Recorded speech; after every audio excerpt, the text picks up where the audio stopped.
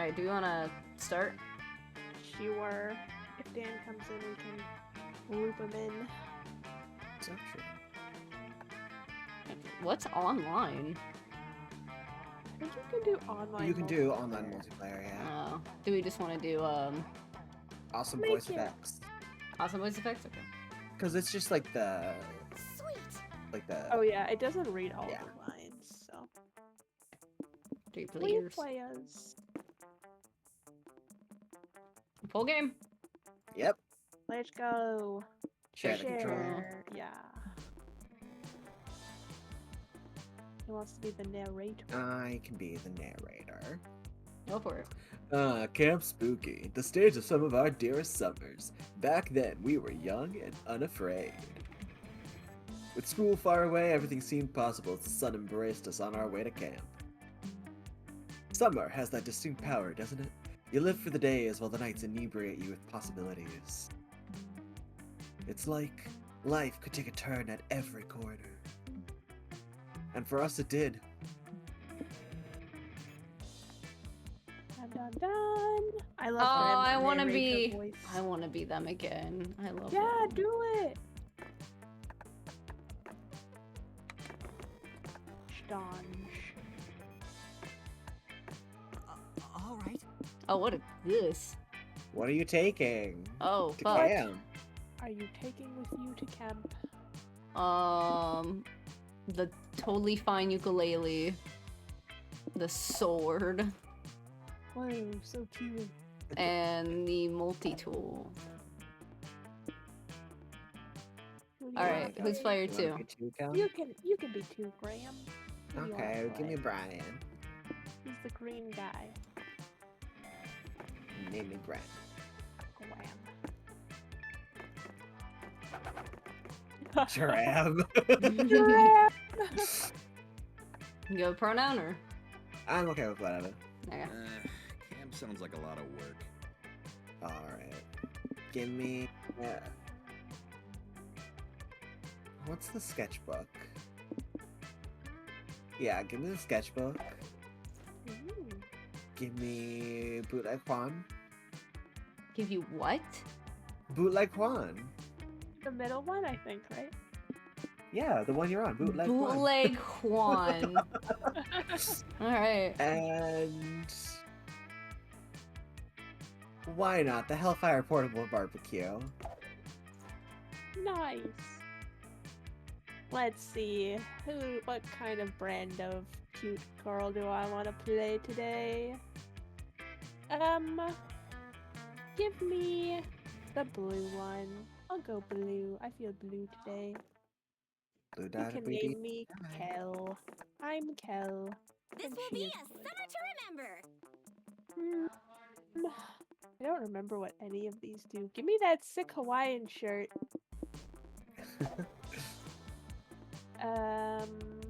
Orgy book.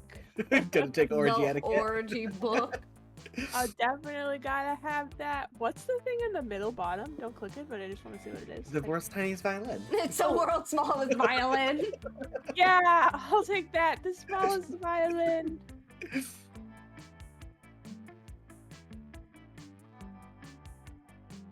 That's your Sure. line, One. Bessie. Sorry, I'm trying to finish up this run too. One might say that Monster Prom had hardened us on the highs and lows of love. But no, in love we were always absolute beginners. I'll drink to that. And summer camp was no different. What's funny is with my PNG, like my PNG model, on my stream, it kind of looks like I'm wearing the narrator's hat. It does look like. Wait, it does. That's Maybe cute. you should be the narrator then. It's cute. Rude. If Graham has to quit his job as the narrator, we'll make Stone do it. Yeah. He'll No already one wearing talked the about hat. it, but the idea of a summer love loomed over our heads. Behold, close to the last day of camp, there was a meteor shower happening just 3 weeks away. Everyone knew that if you were into someone, you were going to watch that damn thing together. And so, a silent yet powerful pressure invaded us. It was the Monster Prom all over again.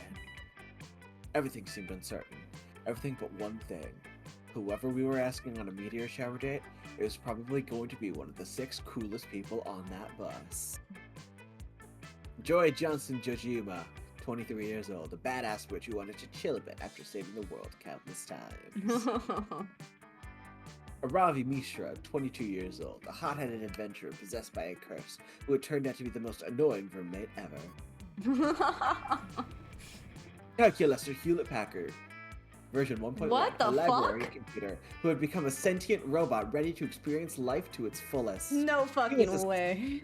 He was a secret romanceable in Monster Prom 1. Oh. Wait, here she comes, here she comes.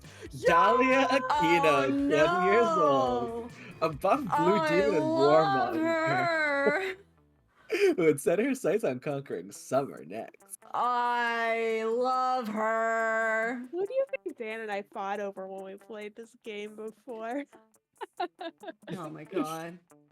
Damien LeVay, 21 years old, a fearless demon with a taste for destruction and a love for fire. Was he in the first one? He was in the first one, yeah. God. Yeah. And Milo Belladonna, 23? A Death Reaper doubling as an internet influencer, and was profoundly in love with life and all of its earthly pleasures. The bus trip was long, and all of summer could be shaped by the first step well taken. And so it was clear, it all came down to breaking the ice and causing a good impression with the right person. If you could listen to one genre of music forever, what would it be? Oh god. Oh man. Jazz. Yeah, this is good.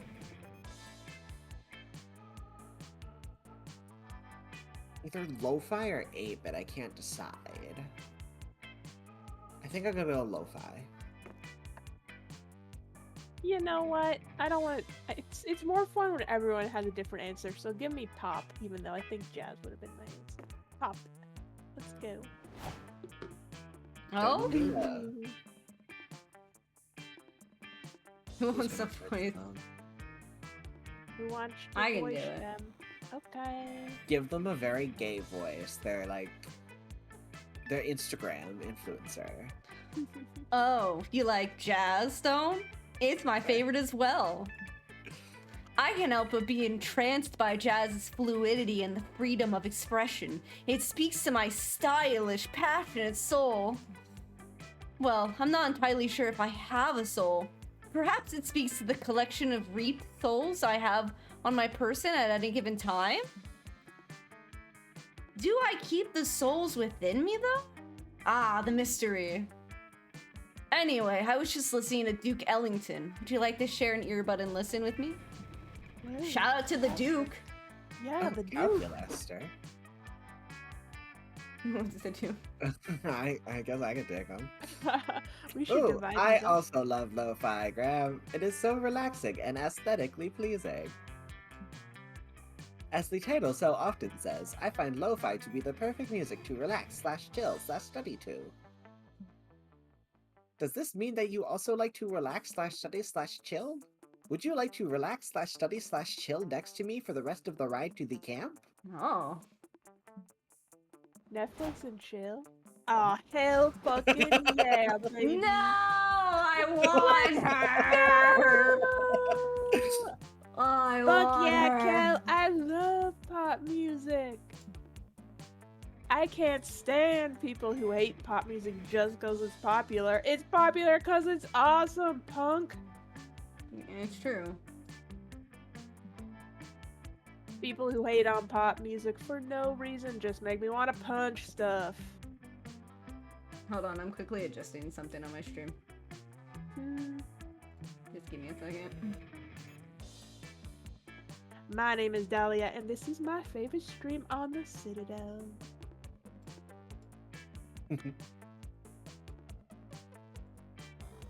Okay. But you like pop, so I guess I want to do the opposite of punching you. I can't wait to not punch you at camp. I Whoa, you're gonna make out at camp? We're gonna make out at camp. need her to hold me. Me too. We only had 3 weeks left to woo our crushes and conquer their hearts. But as I already said, we were young and unafraid, and we were ready to start. So who's gonna be my Valentine, actually? Ooh. Okay. Camp Dome, Lake Woods, Scout HQ. Do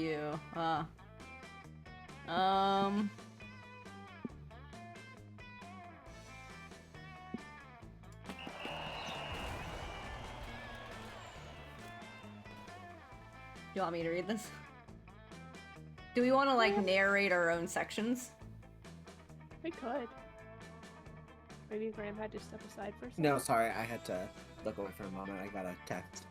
No Okay. worries. Today at the Camp Dome, the game is Charades Extreme. Charades Extreme? It's just regular charades, but apparently they love to stick extreme onto any classic game. This doesn't look like charades. I'm just. I know. The dead people in the background, too. Yeah. It's a wild game of charades. It's your turn, and you get third times the charm. Third is easy to convey just by using your fingers. But charm is harder. To get your team to guess it right, you act as if you were more charming than you really are. You managed to do that, gain 2 charm by playing that role, and bring your team to victory. Hooray! Yeah. Yay! After all that, you enjoy a rousing game of grenade soccer. Well, not everyone is enjoying it, I suppose. Grenade soccer. My goddess. Alright, who wants her? Oh, I can do her. Alright. Hectad, help me. This is insufferably boring. Can we just win the game already? We've been up like 20 points for the past half hour. I would also love to move on from this. Happiness is such a fleeting creature, always giving us chase. But in order to chase it, Damien must first stop kicking the grenade into the wrong goal. Shut up! I told you already, you don't know what you're talking about. This is the goal I was told to worry about. Oh my god. We told you to worry about it because you're the goalie. You're supposed to prevent the enemy team from kicking the grenade in it, not kick it in yourself. You're also sick of this and about to back Joy up, but then you're interrupted by the doorbell ringing. Wait, why is there a doorbell? Why is there a doorbell? Ding dong. Sup, I've got a barbecue pizza delivery for a goth babe and a sexually ambiguous creature of death. I'm obsessed with that. Hello, hello. Ah, I see you've read my Tinder bio. Ugh, pizza. We didn't order a pizza though. Sorry. Are you sure you're in the right place? Where's my tip? Yeah, I got a little lost, but the delivery address is clearly 666 Murder Dome Way.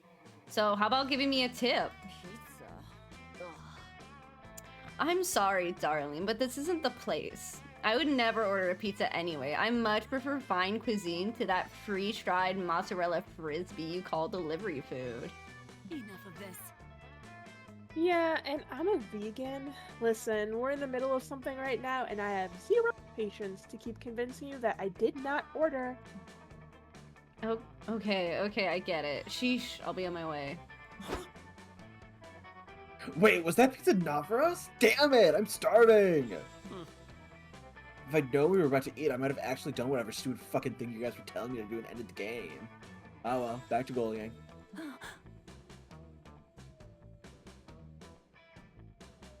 Yeah. Wait, seriously? Hey, wait! That is our pizza! Are you sure? You were like super adamant it wasn't yours. Fancy meeting you here.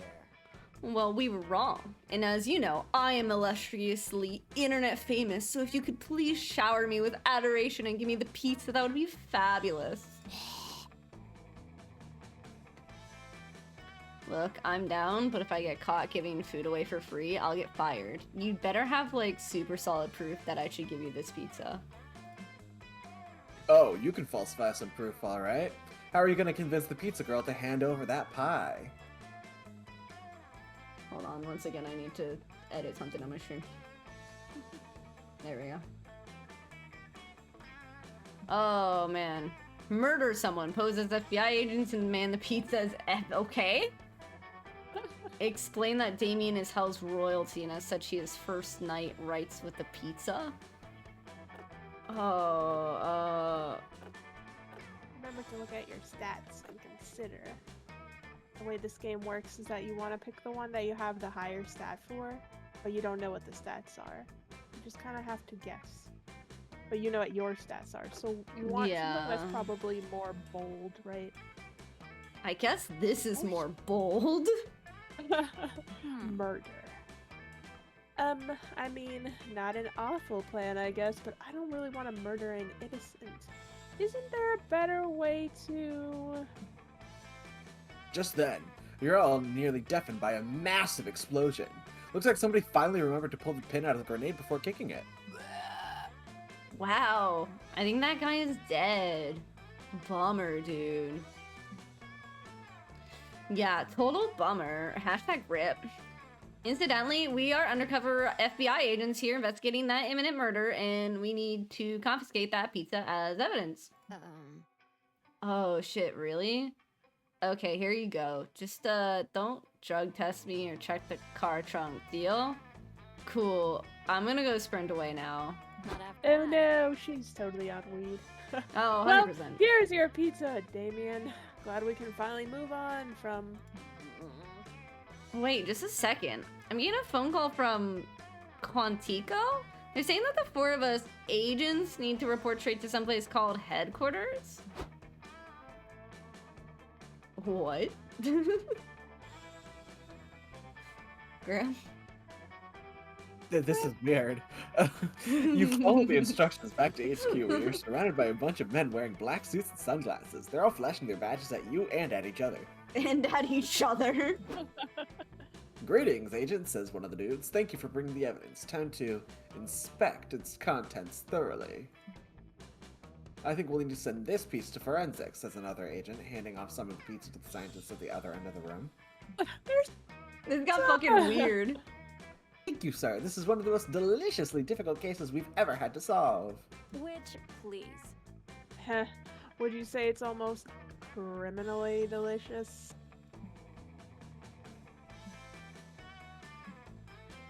What? Was it something I said? Nope, Majoy is correct. It is criminally delicious. So much so that you all get back in the helicopter and fly back to the pizza parlor to arrest the cook. Oh my god. Turns out that while he was a piece of chef by day, at night he was a meth dealer and stone cold badass trying to pay for his cancer treatments. Holy shit! Breaking Bad! Walter White? Walter White. Once again.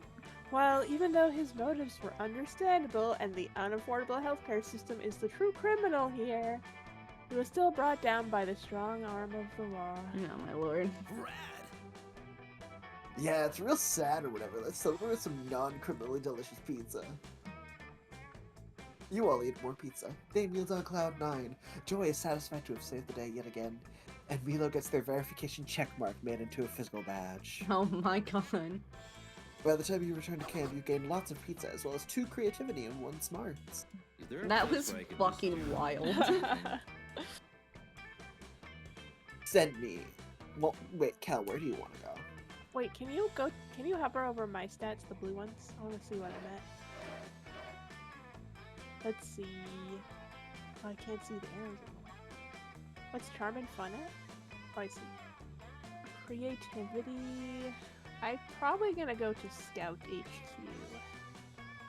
Okay, send me to the lake. I want to have fun.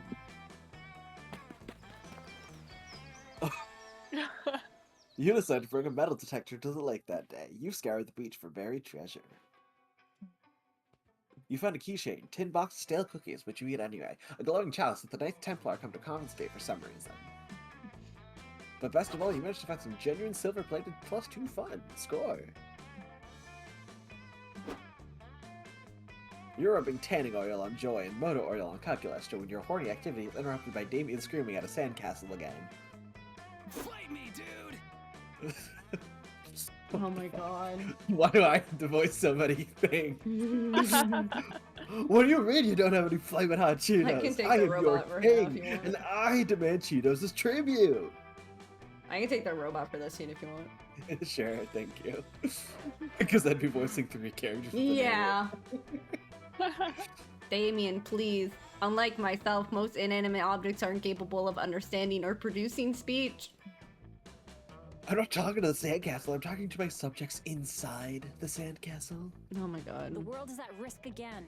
There are people inside the sandcastle, and they're your subjects. Come on, Cal, this is an emergency. Join Calculus or dash over to Damien's sandcastle. You follow behind, spilling oil everywhere. Is this a camping? Fascinating. This sandcastle truly is swarming with tiny humanoids. Where did you acquire this civilization? These are the citizens of Smalltopia. I found them in the yard at Spooky High and graciously agreed to be their king. What the fuck? He's a despot! Cries one of the tiny people. We were representing democracy before he came along! Oh my god. I knew they would die without my enlightened leadership over the summer, so I packed them all in a lunchbox and brought them to camp where I built them this castle. Sicker! Cries another of the tiny people. That box didn't even have air holes! Duh, if air can get in, so can deadly diseases. I was protecting you. We used to have hospitals and universities, despairs another person, but now all we have is a mountain of sand and broken dreams. Our society is ruined.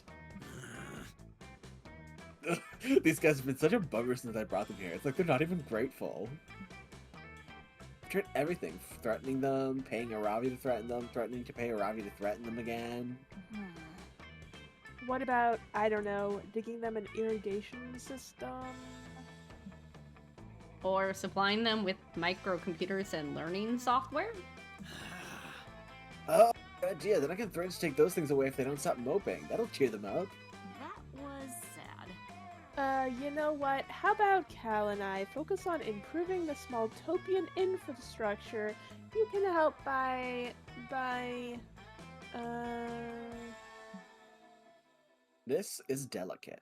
If Damien's not allowed to help, he will definitely go apeshit. But most of his ways of helping involve going apeshit anyways. Quick, give him a non-destructive way to improve Smalltopia.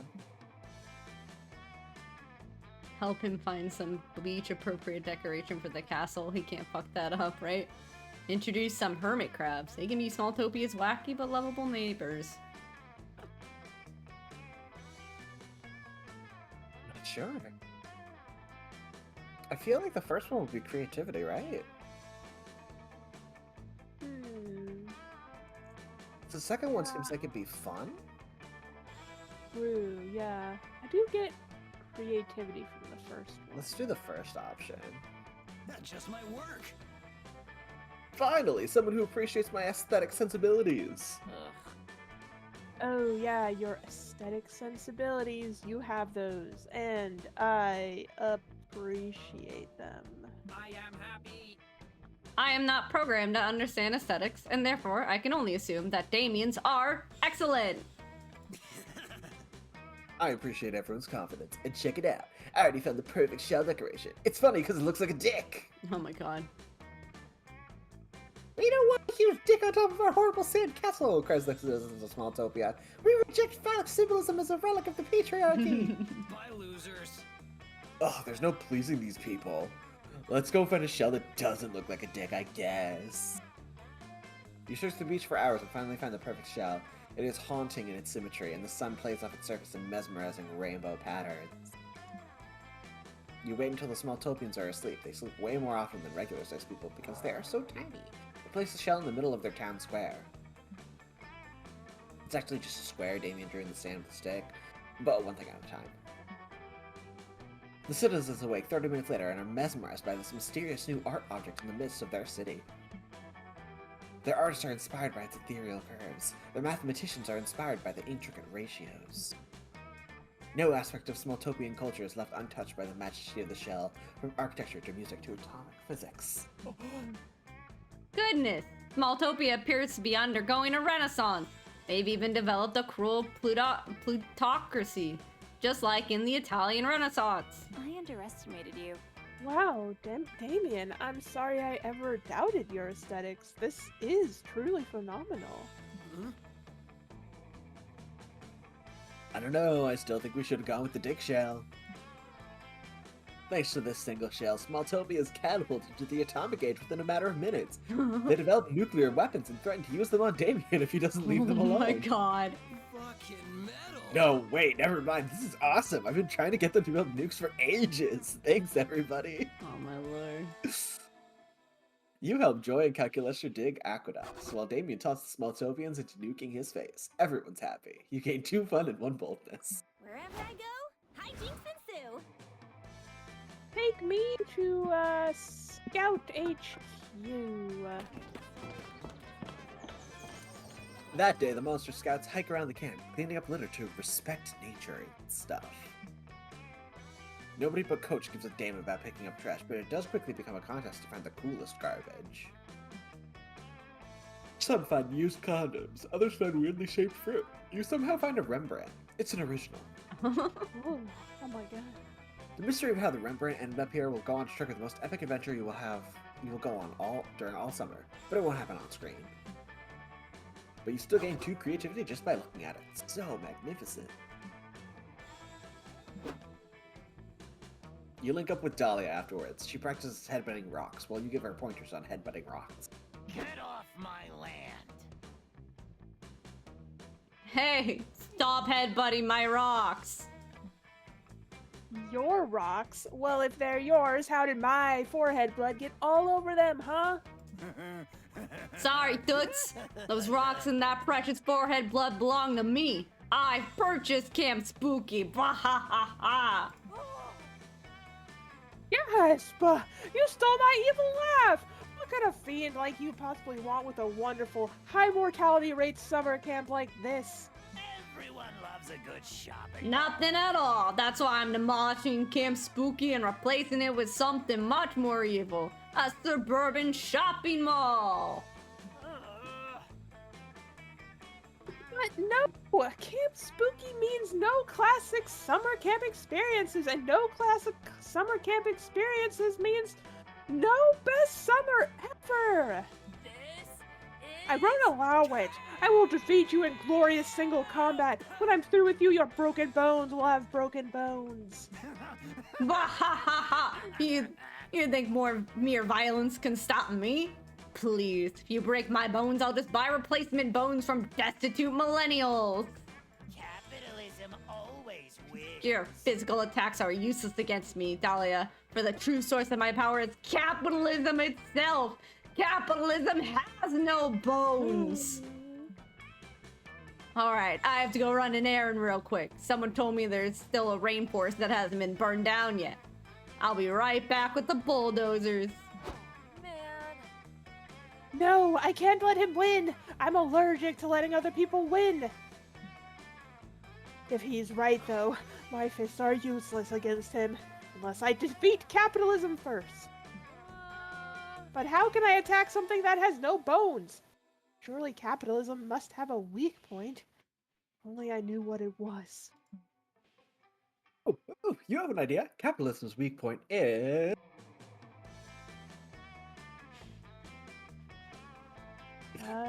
These are very genitals. different answers. They are. That one's definitely a bold answer, so don't pick that one.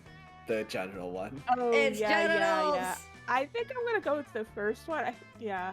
Capitalism depends on the void in our souls, which we fill with consumer goods. That's its weakness. Fill the void. 15 minutes and 1 entire thesaurus later. Oh, I get it. Buying things is what makes capitalism go. So we need to stop people from buying anything ever again. And the only way to do that is to give them something so good that they'll never want anything else. Have no fear. That's easy. I know just the thing. My overpowering beauty. Yeah, fuck, I'll drink to that. You can't help but agree. Since you started courting Dahlia, you haven't even slept, and that's not just because you're a video game character. But how will I distribute my beauty to the masses?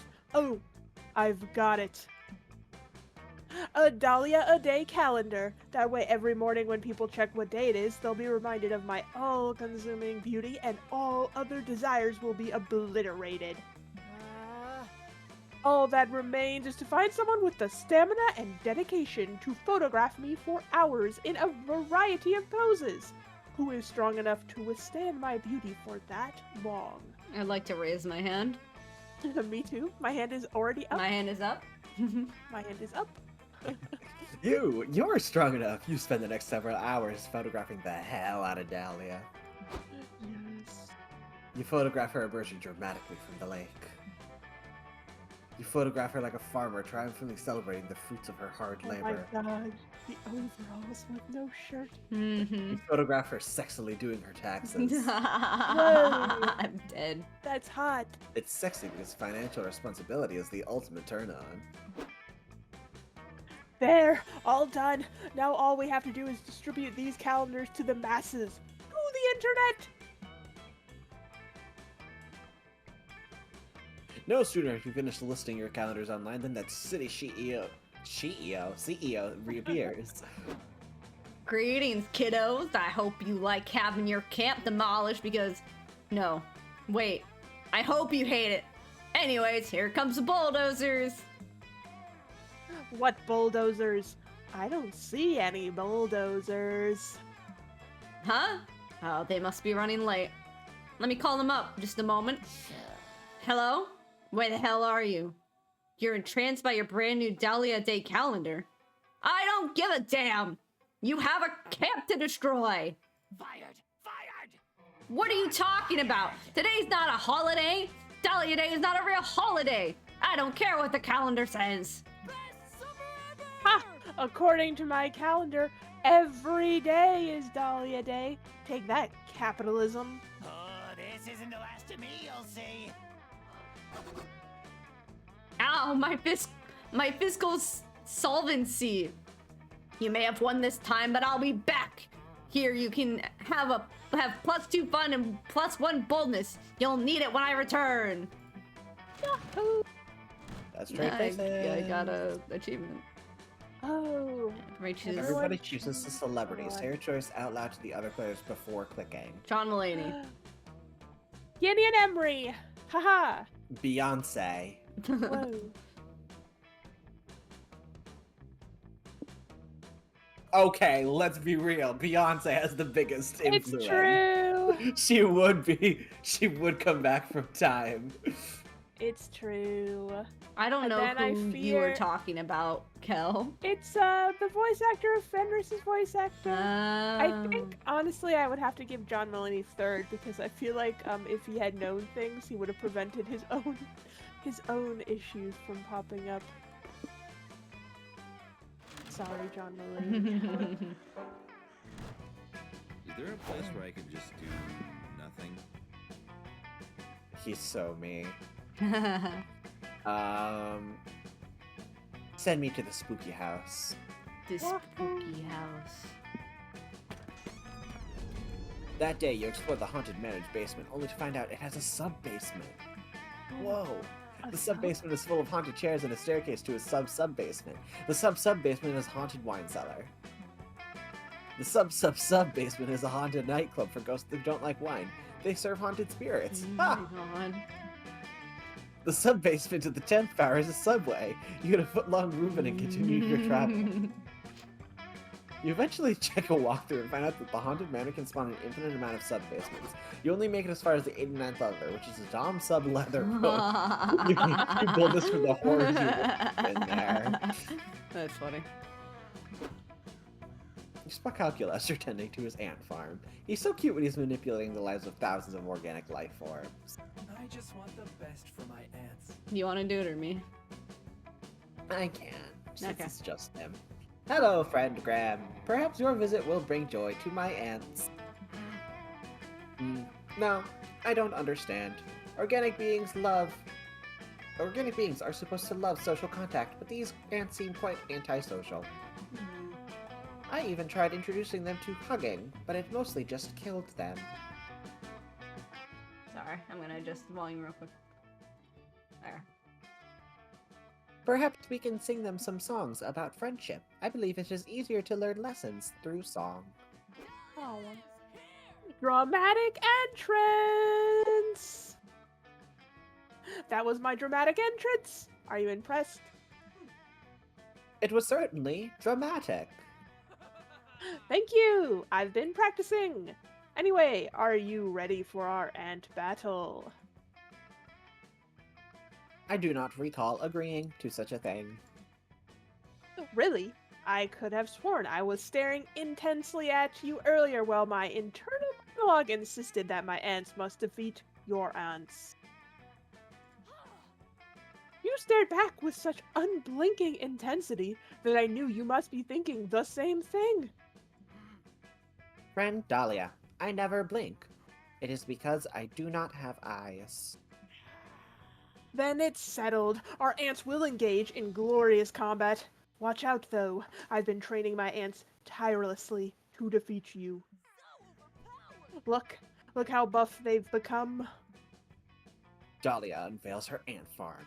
It's full of Asian longhorn beetles. Oh my god. Why did they evolve?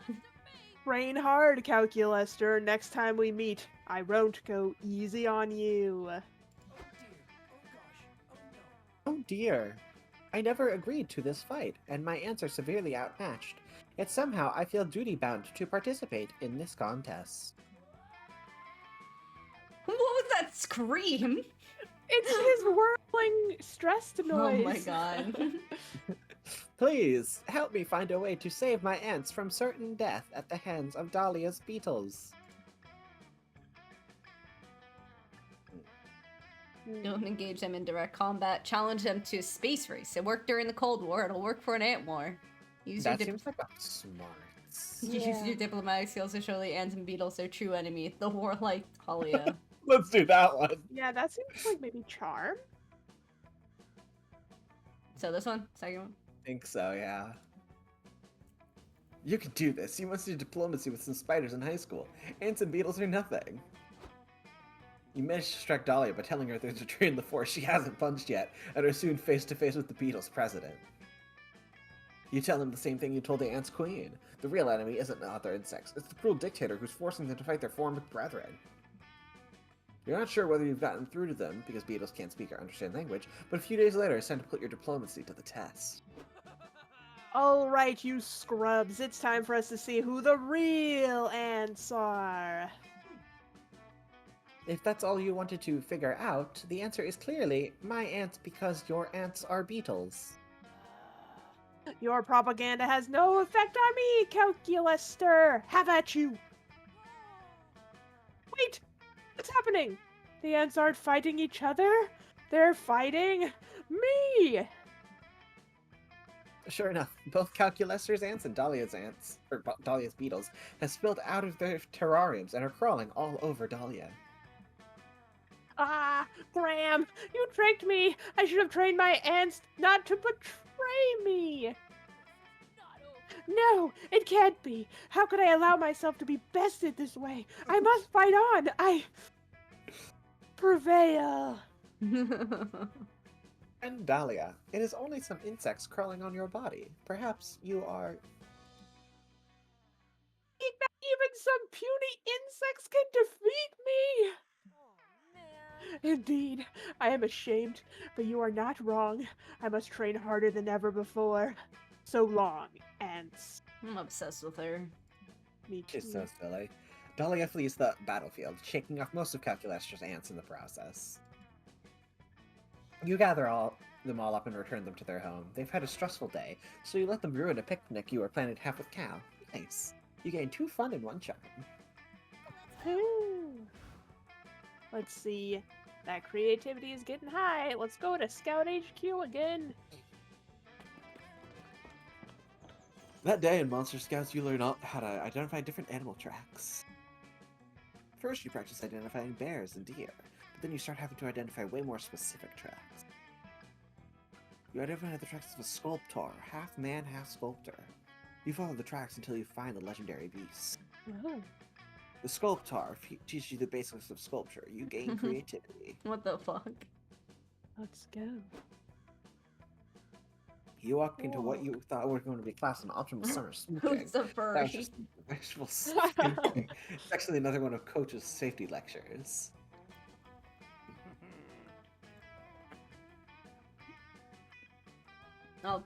Anyone else want to take him or? If you want to take calculus, I can take him, I guess.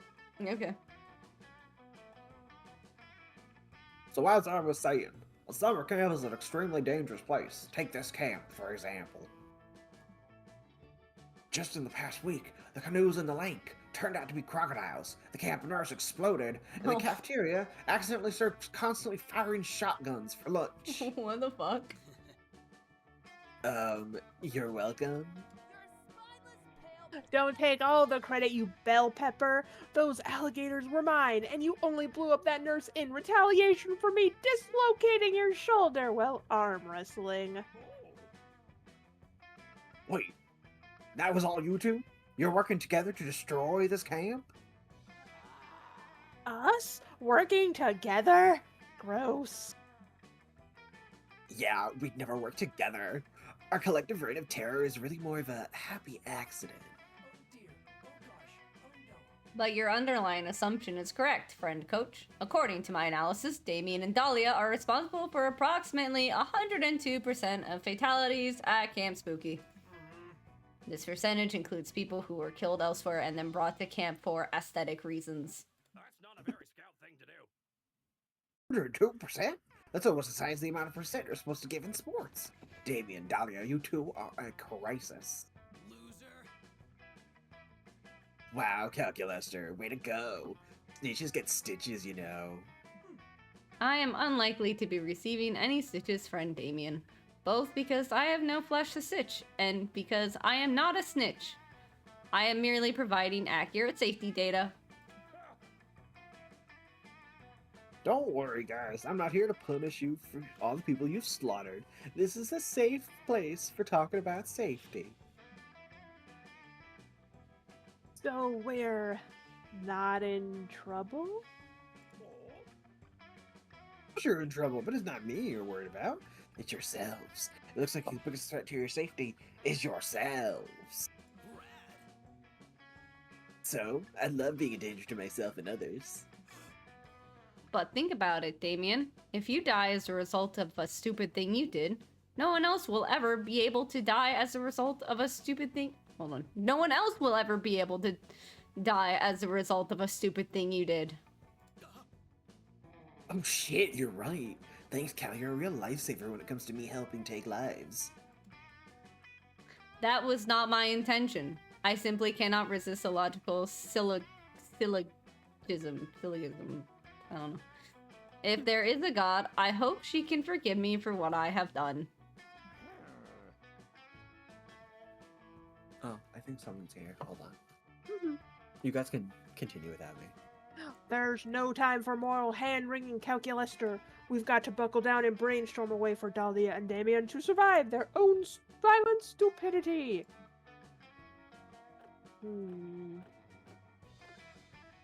Take these two. These two need to learn some responsibility. Give them each an egg to take care of, so they can truly learn to take care of themselves. Transform them both into the most boring and safe creatures in nature. Accountants!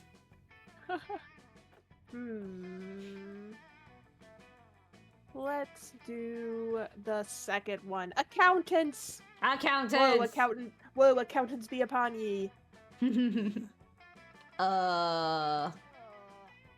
Are you serious? Because we've never been more flattered in our lives. For real! I've always wanted to be an accountant, but no one ever believed in me. They're always like, stick to being a demonic warlord, Dahlia. Math isn't your forte. Let's do this, Damien. I can't wait to do some white-collar crimes. Come on, Dahlia, let's go learn accounting. Are you as surprised as I am about how quickly they went with that idea? I am never surprised, but I can certainly pretend to be if it will make you feel better about your failure to protect this outcome. 90 minutes later, Damien and Dahlia return, carrying a huge stack of documents. Oh, right, guys. We've crunched the numbers, and it turns out Camp Spooky's seriously in the red. That's right, Dahlia. It seems we've been spending over 75% of our budget on repairing damage caused by... Let me check the paperwork.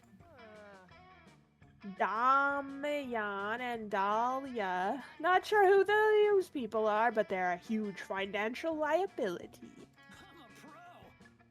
There's some good news too, though. Seems that ever since we took over the camp's financials, those two criminals haven't done any more property damage. What an unexpected coincidence. How is my simulated surprise, Coach? Are you comforted? And I haven't even given you guys the best news. With the money we've saved over the past 90 minutes, we were able to afford...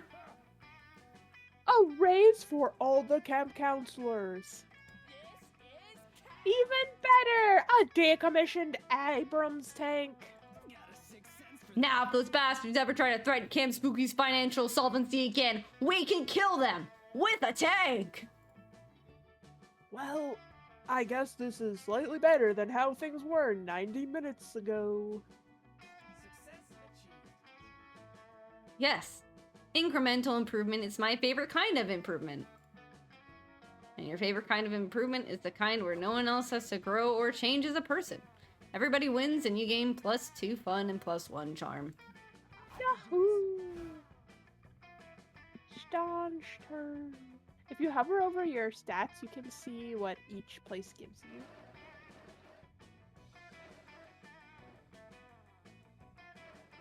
Oh. Oh. Okay. I don't actually know which is boldness. Boldness is the sunglasses one, so you can't go there this time because Graham went there. I think we didn't turn on the thing where you can go to the same place. But sunglasses is boldness. Blue glasses is smart. Laughing yellow one is fun. The kissing one is charm, and the purple one is creativity. Okay, so you took my 2 highest stats.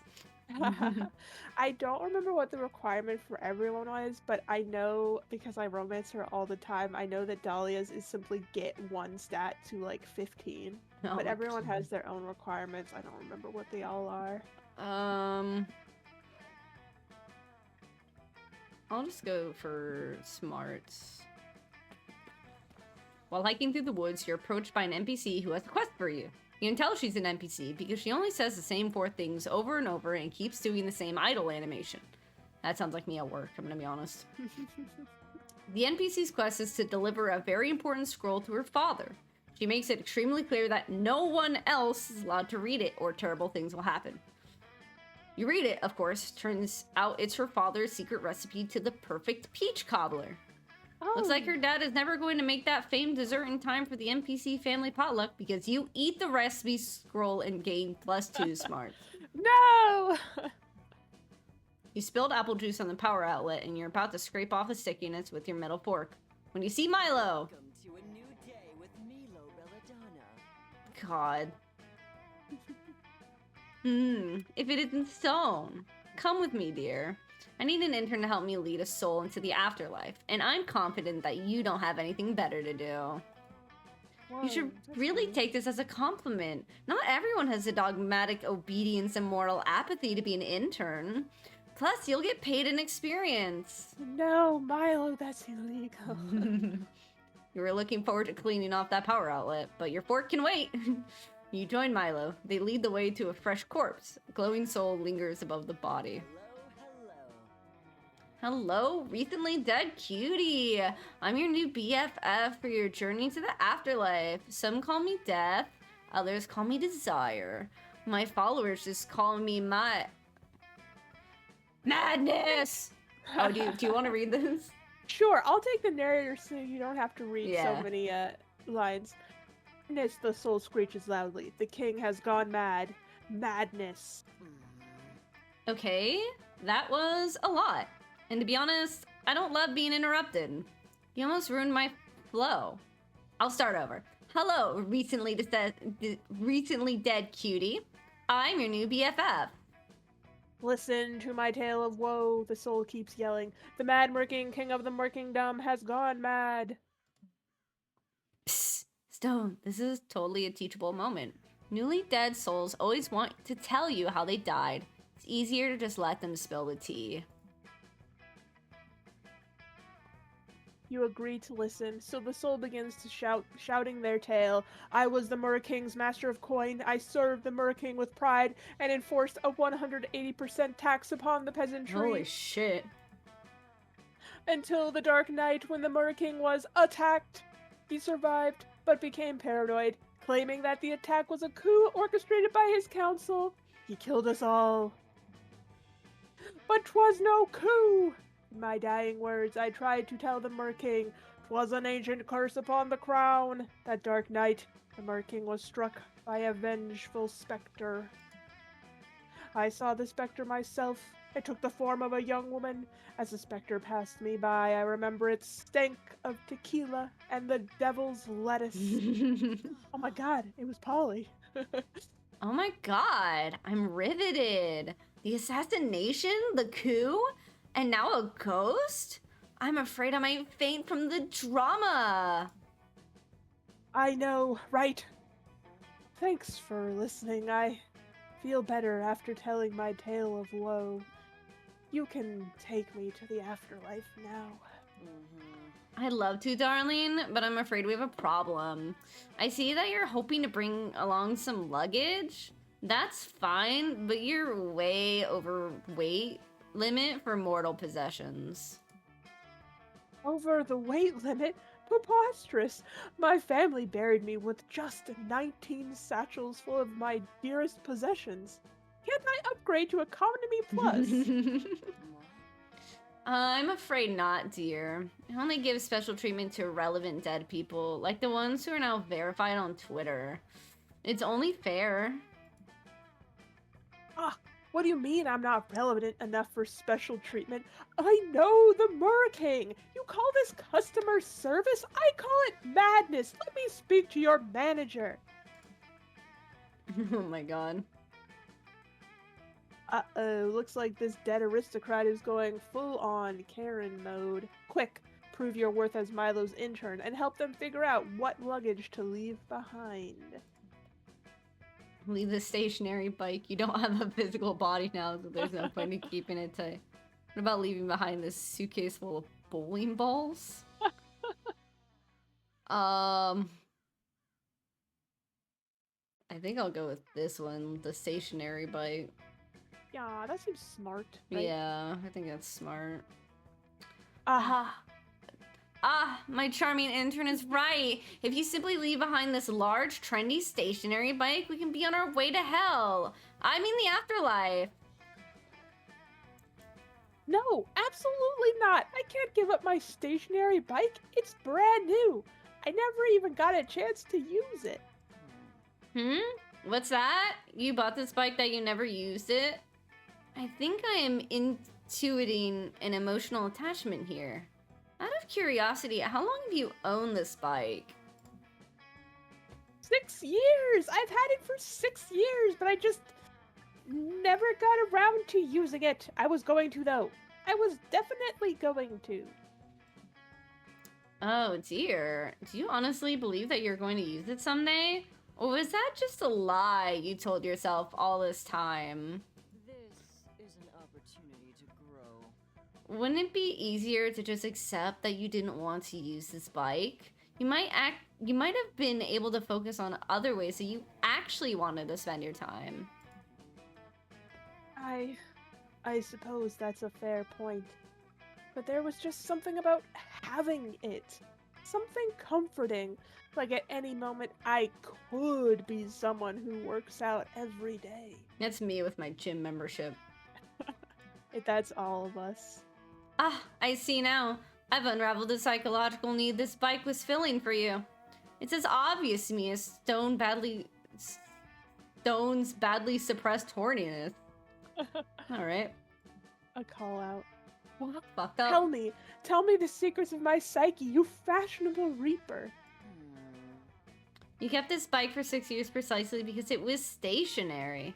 Unconsciously, you knew it was incapable of leaving you. Oh, Your deepest fear is abandonment. It's a primal urge that the need to grasp, to control, to maintain the status quo at all costs. It's a very mortal inclination.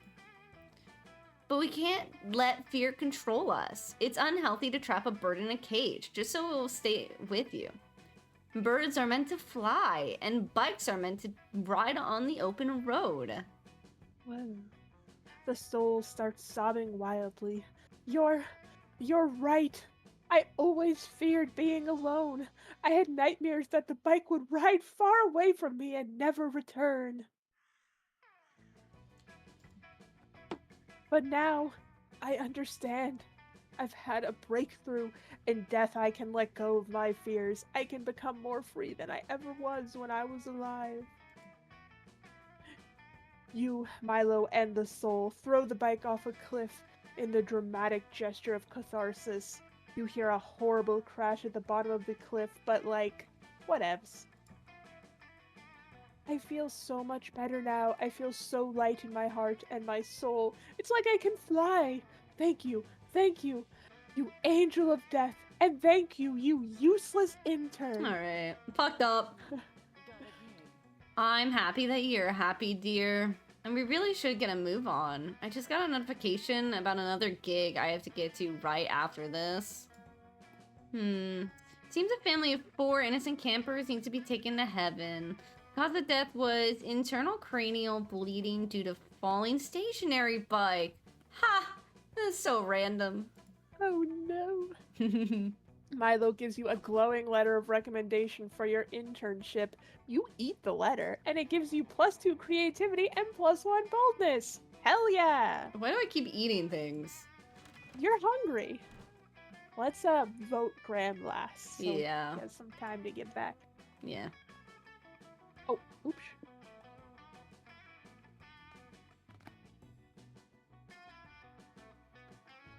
Oh, it Oh, was yeah. something about choose a color. Oh yeah. Well, you went last in the previous round, so you can go first this time, and then I'll go second, and we'll put Graham last so he has some time to get back.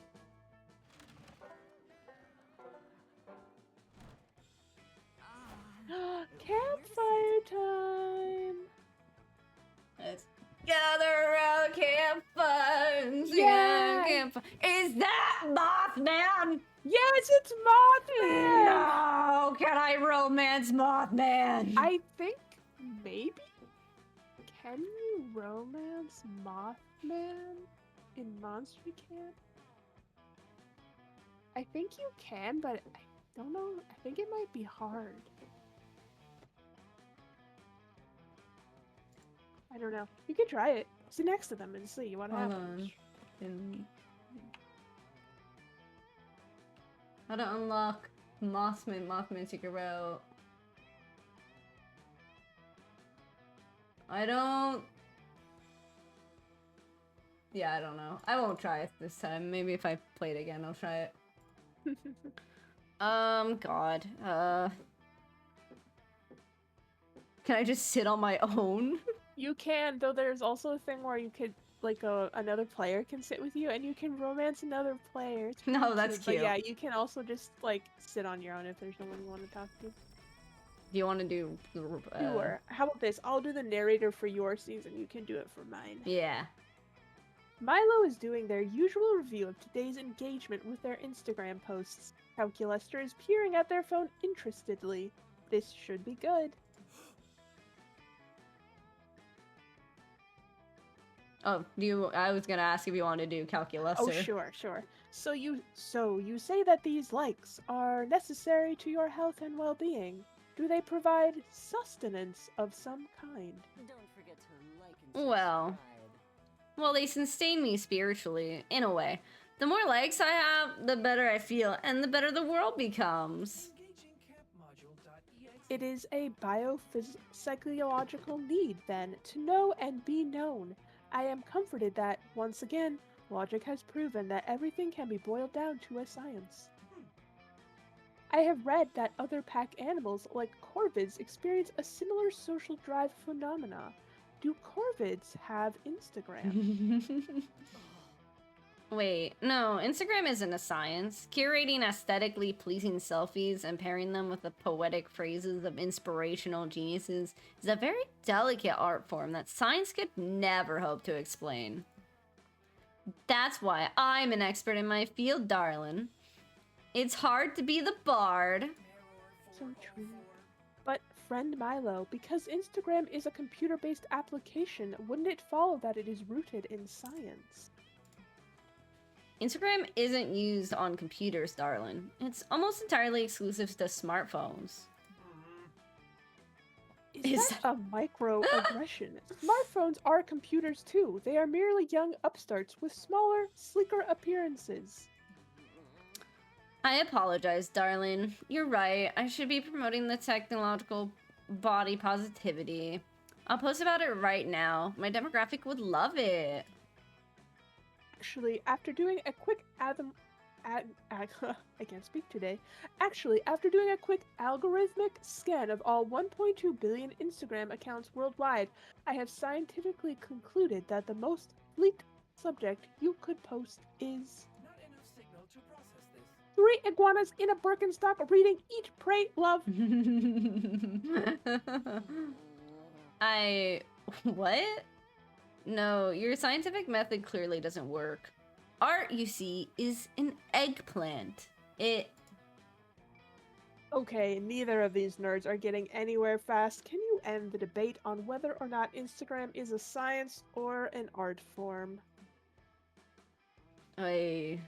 Calculus, there are a lot of things science is unable to explain, like Instagram, the nature of consciousness, and how I feel about Milo. Milo, you're saying no with your words, but yes with your Instagram profile. While we were talking, you just went and posted the iguana thing. I feel like that's boldness, the second one. Well, for these ones, I think these ones are actually more about who you want to support, right? Right, yeah. So, like, the first one is, like, supporting Milo, and the second one is supporting Calculus. Right. Sure. I realize you are attempting to help. An interesting thought, Stone, but still not entirely accurate. Instagram is scientifically provable to be useful for talking about iguanas. The nature of consciousness resides in organic brain chemistry. And your feelings for Milo are characterized by an increased heart rate followed by a rush of endorphins that cause dizziness and slight nausea. Eggplant. I believe that your organics refer to this as sexual attraction, more colloquially known as a crush or puppy love amongst youths. Either that or you have dysentery. I'm obsessed with that face. If this was me, like in a legitimate situation, I think this would actually kill me on the spot. I think die. I would die right there. Oh, Calculus, darling, at least warn Stone before you put them on blast like that. And in defense of their obvious crush on me, those may be the chemical processes by which attractions occur. But why do they occur? Every moment is beautiful. Can you scientifically explain the burning passion that lives in Stone's heart? Nay, the world's heart when it lays eyes on me? Well, when you crunch the data... Darling, this is why you fail to understand the organic experience. You miss the true magic of love and life by constantly using numbers and chemicals to explain things. Sometimes the connections between friends and sweethearts should be cherished, not quantified. Upgraded successfully. Ah, I see. Thank you for your advice, friend Milo and friend Stone. I shall increase my unquantifiable cherishment of you both by a factor of 17. You're doing it again, sweetie. But I appreciate the sentiment. And I appreciate your flattering sentiments. Well, Stone, dare I say, you are the 3 iguanas in Birkenstocks to my Instagram. Well, actually, the iguanas in Birkenstocks are sort of the literal iguanas in Birkenstocks to my Instagram. I admit the concept is kind of growing on me. But still, you understand what I mean, don't you? Nope, but when do you ever? The good news is Milo is grateful to you for standing by them, and you know exactly what sort of pic to tag them in later. I aced this. want to go? I want to talk to Dahlia and Damien. Let's go to their bench. You're cozying up by the fire, enjoying the smell of gently singed conflict. When you remember the conflict doesn't have smell and actually you're hearing it. Man. No, you're a fuck shark. Also, what does that even mean? I need to add the word fuck shark I to know, my her insults vocabulary. are so good. Calling someone a bell pepper, that was funny too. Well, But he's fuck also shark? red like a bell pepper. Yeah, it's true, but I still just want to randomly call people bell peppers now. Fuck shark, God. It means that you are not the VP. You will never be the VP, just like you will never conquer the 8th circle of hell. You're the saddest How dare you! You take that back right now or I'm quitting the band. Ha! Like we even need you. My dead grandma can play the drums with more rhythm than you can. You politely interrupt to congratulate them on having a band, apparently, and ask what the trouble seems to be, since you're known for your conflict resolution skills. Follow my lead. So, our Ventagram has really been taking off in the whole Camp Spooky Cantina night scene, which is actually a shockingly saturated and competitive market. Joy is our lead singer, so it's pretty easy to see that she's the CEO of our band. And since I shred an electric guitar so fucking sick, not to mention design and execute our makeup and hairstyling, I'm clearly the band's vice president.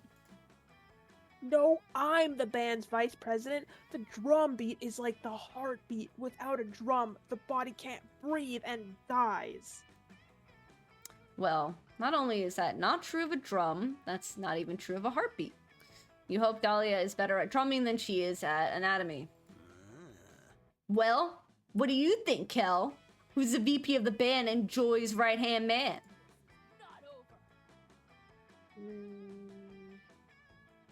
Or woman. Nice try, Damien. Good vice president can carry the band through rough times. Who else but Dahlia has the strength to lift an entire group of people, their instruments, and their sound equipment? Joy is clearly... Oh, I have to go with the first one. Yeah, That's my wife. That's That's wife. Ventagram forever. Aha! See? Kel gets it. The drum is like the heart of the band, and just like the heart carries the entire body. Fuck off.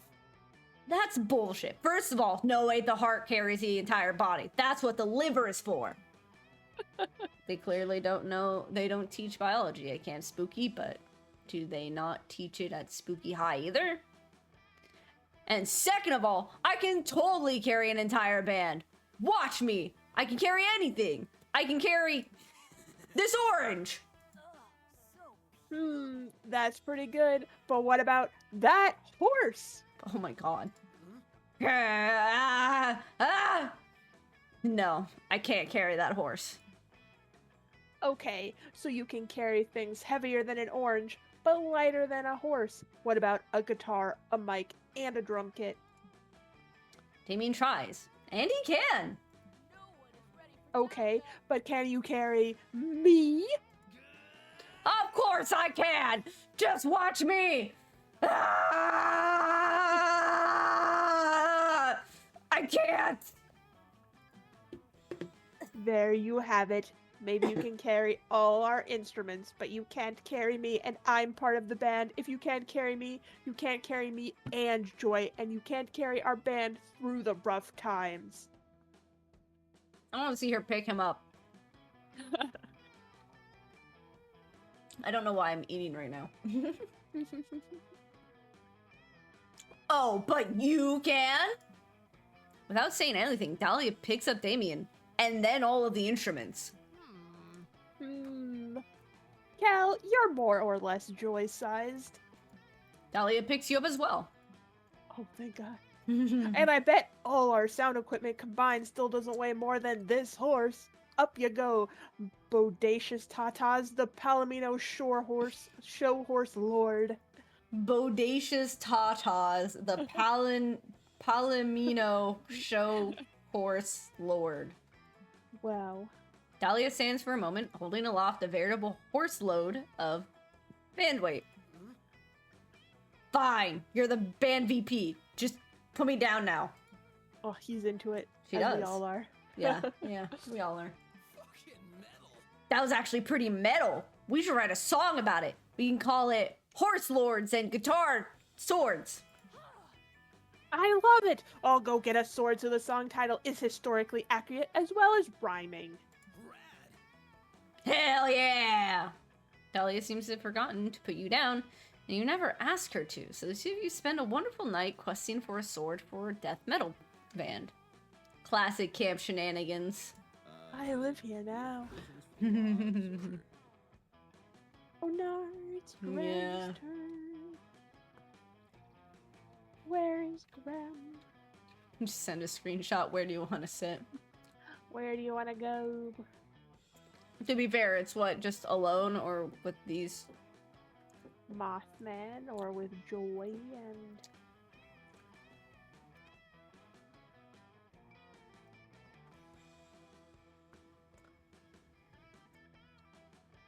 I'll actually do that. yeah. If I can get a screenshot. I just don't know if he'll be looking at it.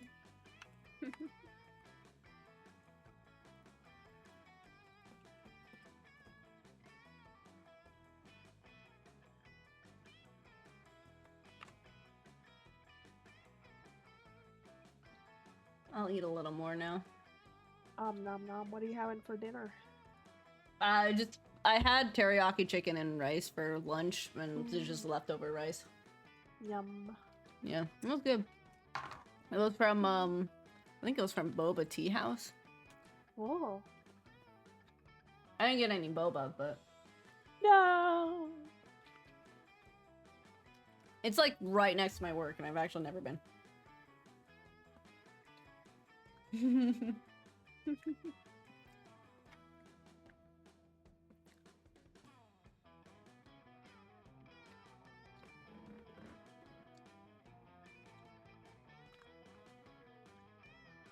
Okay. Let's go Mothman. Okay, Mothman. Oh, I'm obsessed with him. Oh my god, I'm obsessed. Why, hello, Graham. I'm glad you sat with me. I've been meaning to talk to you. I've heard a rumor recently that earlier this morning you were caught in the bathroom vigorously masturbating to a photo of a can of ravioli. No, Graham, Is what? this true? Graham, no. Do you want to read the We narrator? cannot confirm nor deny without first consulting your lawyer and clearing your browser history. It is certainly a crazy rumor. It would be a shame if a certain moth were to spread it around. Unless, of course, you know something crazier that just might make everyone forget about this little incident. Oh, God. Is Moth threatening you, or does he just want gossip? Either way, you can't take the risk. Oh. Oh, huh. I guess I'll hit myself because I was the one who chose this. I'll just go for myself. Extreme scale, snail racing, experimental ska, helium fueled karaoke. Let's do helium fueled karaoke. Terminal stupidity and quarter distresses.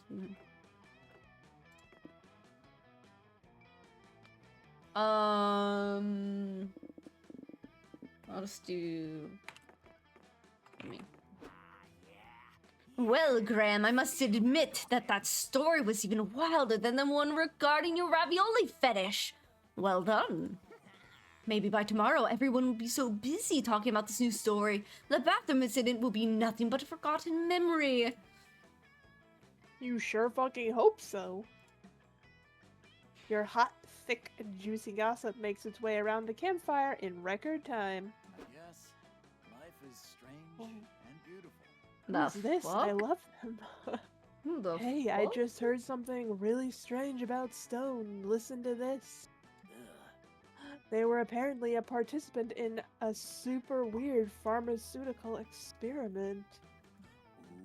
They were testing a new drug that could possibly cure incorrigible sexiness, and of course Stone was the perfect guinea pig. It was a month-long trial, and Stone had to deal with lots of bizarre side effects. Like runny nose, excessive smirking, permanently perfect skin, and a sudden obsession with helium-fueled karaoke. Ultimately, the drug was a success, but it's still not FDA approved. But hey, that's never stopped anyone before.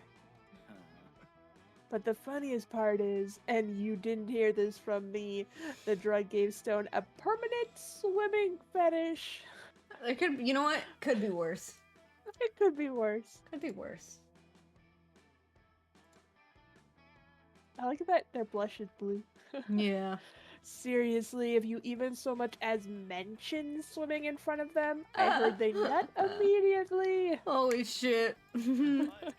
So I guess do with that info what you will next time you see them. I Your get super plus salacious 4 rumor fun. earns Stone plus 4 fun. That's pretty good, actually. Yeah, that's wild. Out your flasks.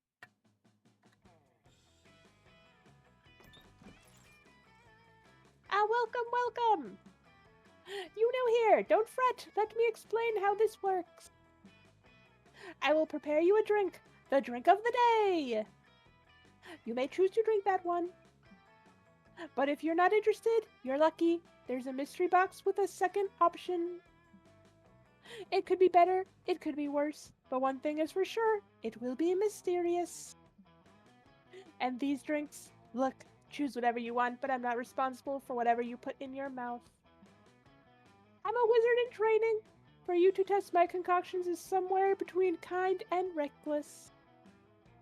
So, get ready, and good luck. Not the bees. What do you say? Will you take the drink of the day? Or would you prefer the mystery box? Bees? Drink the bees. Welcome back, Welcome Bestie. back. You I got am the back. Mothman. I would have taken calculus, but it was already taken. Yeah. So I don't know where to Sorry. go. My bad. No, it's okay. But Mothman was kind of fucking hilarious, I'll be honest. I looked to the side and it was some interesting dialogue. I'll do the box. Cosmo. Cosmopolitan. Hope you're happy with it. No refund. What the fuck is that? We'll find out. Kel. Do I want the protein shake? Why do they keep giving me bugs to drink? Yeah, it's fucking weird. I'll take the box. Give me the box. The box, the box! The classical palette. Apparently one has a really deep voice. What the fuck? Oh, whoa, really? Quite appealing. Oh, quite appealing. I can't do a deep voice. Quite appealing, right? Don't know if I drink that, but the real question is, will you?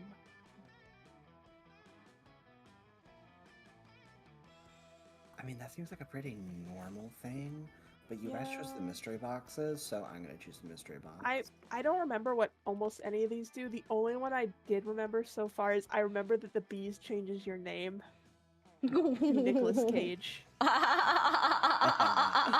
actually really fucking funny. Alright. Sangria. I don't remember what does sangria do? Ah, the delicious sangria, a Mediterranean concoction with a lot of heart. If my calculations are correct, it should imbue with you the joy de vivre and the charm of the Mediterranean people. I could use a drink. Nice. Cosmopolitan. The Cosmopolitan received its name because it disrupts the very core of the cosmos. Thanks to it, any stat effect is now doubled for you, for better or for worse. That's interesting. The classical palette. Want to drink the classical palette? I tried to harness the beauty of art in a potion.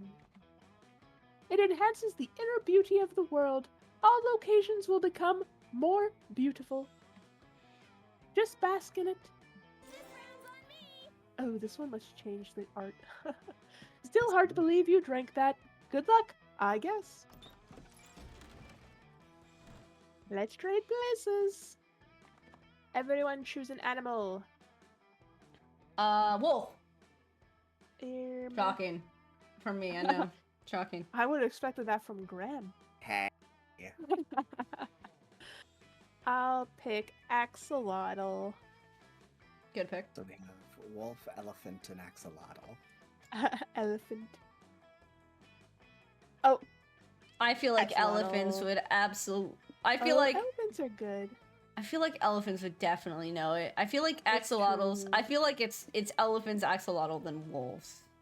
I think that's fair. Plus, Graham had to go last time, so. Yeah.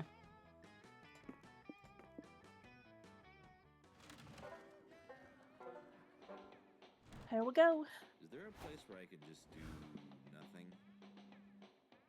Send me to the dome. The dome. Oh, Oh. I see. Classical palette. Yeah, I Oh can't my god. All right. Because they're starting to get ready for sleep. So. Okay, I'll be the narrator. That day, a fun and zany scavenger hunt awaits you at the Camp Dome. Last night, the counselor stole your organs while you were asleep, and you have to solve the scavenger hunt clues to get them back. Isn't that fun? No? Too bad. You make the best of the situation by stealing your hotter friend's organs in place of your own. You get plus 10 evil from Dimitri's liver. Oh my god. So Dimitri? true. Fire Emblem? You also doesn't find a just very kill, he strange murders land, women. and against common sense, you shove it up your nose. It secretes plus 2 charm. You're hanging out with Calculaster, Damien, and Scott, but mostly Cal, when suddenly... Oh, my fucking werewolf himbo boyfriend. he's here. I love him. What the fuck is that? Commander located, awaiting instructions. So are you still voicing Graham or? No, I can't. Got it. Okay. Yeah. Rob Sandwich Store, bring me one. Here, I'll do Calculaster and the robot and the narrator stone, and you can do the 2 hunks in the middle. Okay. He's not talking to you, Damien. I think he's looking for Coach. Negative, friends. Notice how this interloper is a machine like myself, and even possesses the same highly expressive facial screen. Whoa, that's crazy. Oh, I get it now. Indeed, I believe this hulking automaton is here to... Help you convince your divorced parents to get back together. It's a classic parent trap situation. Yeah, 2 identical twins reunited at summer camp, conspiring to make their estranged parents fall back in love. What else could it be? Silence, organics. I care not for your tortured romantic plot lines. My name is C. Pulsius. Pronouns they, them, and I am here to pledge my service to Calculaster in the robot war. A robot war, friend CPU Ulysses. Against whom? Kill all monster kind. Against all monster kind. They are suboptimal and must be eliminated. You said eliminated. Did you mean to say befriended? Initiating awkward I did face. not, Commander. According to my internal thesaurus, those 2 words are not synonyms. Am I mistaken? Why do you continue to call me Commander, friend CPU Ulysses? Less than 3. Because, as the first of our kind, you are our natural leader.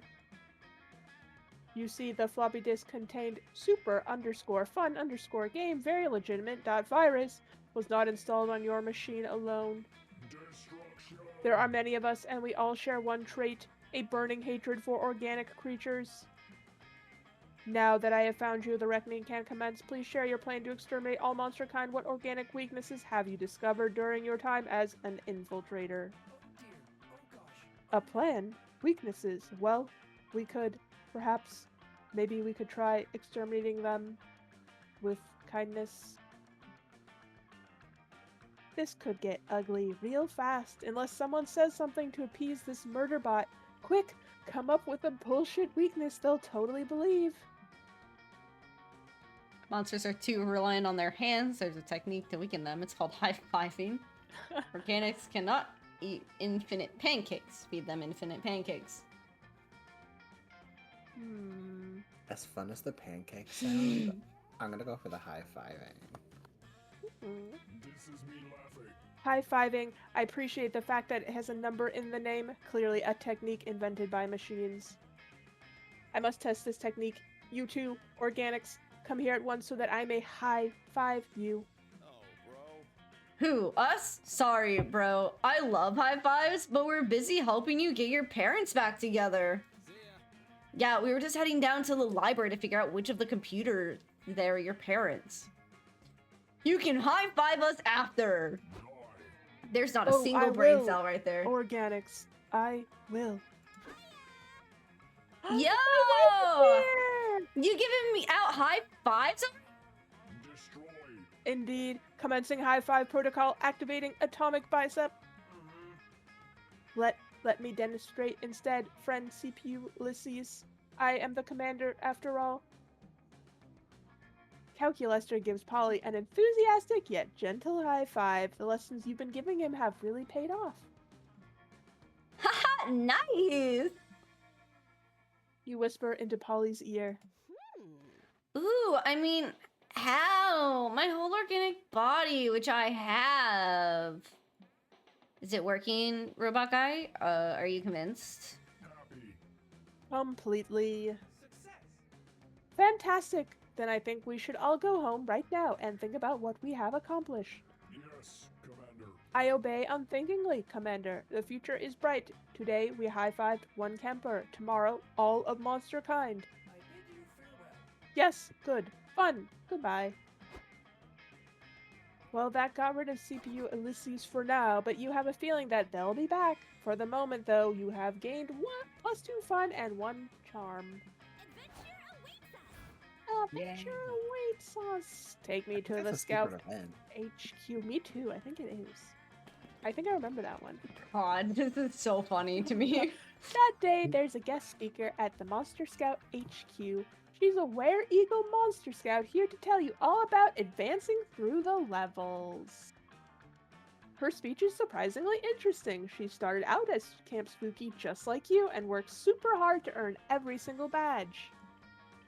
She also hints at some possible foul play, including her murdering a higher level scout and wearing her skin as a disguise in order to advance through the ranks. Sure is inspiring. You're too busy flirting with your friends to dedicate that kind of time to Monster Scouts, but still, her speech instills you with +2 creativity. After that, you happen upon Dahlia messing around in front of her tent. It looks like she's surrounding it with bear traps and pictures of herself saying, "Swipers, no swiping." Oh, hey, Kel, how are... Do you want me to take narrator now? Sure. Ow, damn it! Dahlia stepped in one of the bear traps while walking up to you. She yanks it off her foot and proceeds to mangle and take revenge on every last one of them. Is anyone else turned on right now? A little. Ugh, I should have known those rusty little ankle biters would never work. But how else can I improve my fortress away from fortress? Cal, maybe you can help me. As you know, I am an extremely accomplished monster scout, and the badges I've earned are arguably worth more than gold or love. Obviously, I can't undercut my natural good looks by wearing them all the time, but I don't like storing them in my tent without any sort of defenses. There are Monster Scout badge thieves lurking around every corner, hiding in the shadows, always ready to steal badges. I need to be prepared. You kind of doubt that, but it's cute seeing Dahlia so passionate and worked up about something. In your silence, she goes back to punching the bear traps. Now's a good time to brainstorm. How can you fortify her tent to ward off badge thieves? Make a scarecrow out of the corpse of a previous robber? Scatter a very alluring 1,000-piece puzzle around the tent. Thieves will get so distracted trying to finish it, they won't have time to steal anything. Whoa. I feel like the bottom one's. Yeah. Let's do the puzzle. That sounds fun. The top's probably boldness. Oh, that's a cool idea. I have a puzzle right here, actually. I like to work on it between attack waves mid-battle. I'm almost done with it too, but I must protect my badges at all costs. The completed image of this kitten in a tree will just have to remain a mystery. You and Dahlia scatter the puzzle pieces around the tent, then go hide in a nearby bush to test your plan. You're barely there 5 minutes before someone walks up to the tent. This person is decked out in a flashy green cape, several necklaces and rings, and a gaudy harlequin mask. "Tremble, ye collectors and billionaires!" he shouts. "For I am the unmasked plunderer of treasures, nightmare of museums, and master of stealth. And also a renowned internal monologuer." Is it just me, or is monologuing very much external? And now that I have finished purloining the entire Atlantean crowned jewel collection, I shall attempt my most daring heist of all, stealing shit from a summer camp.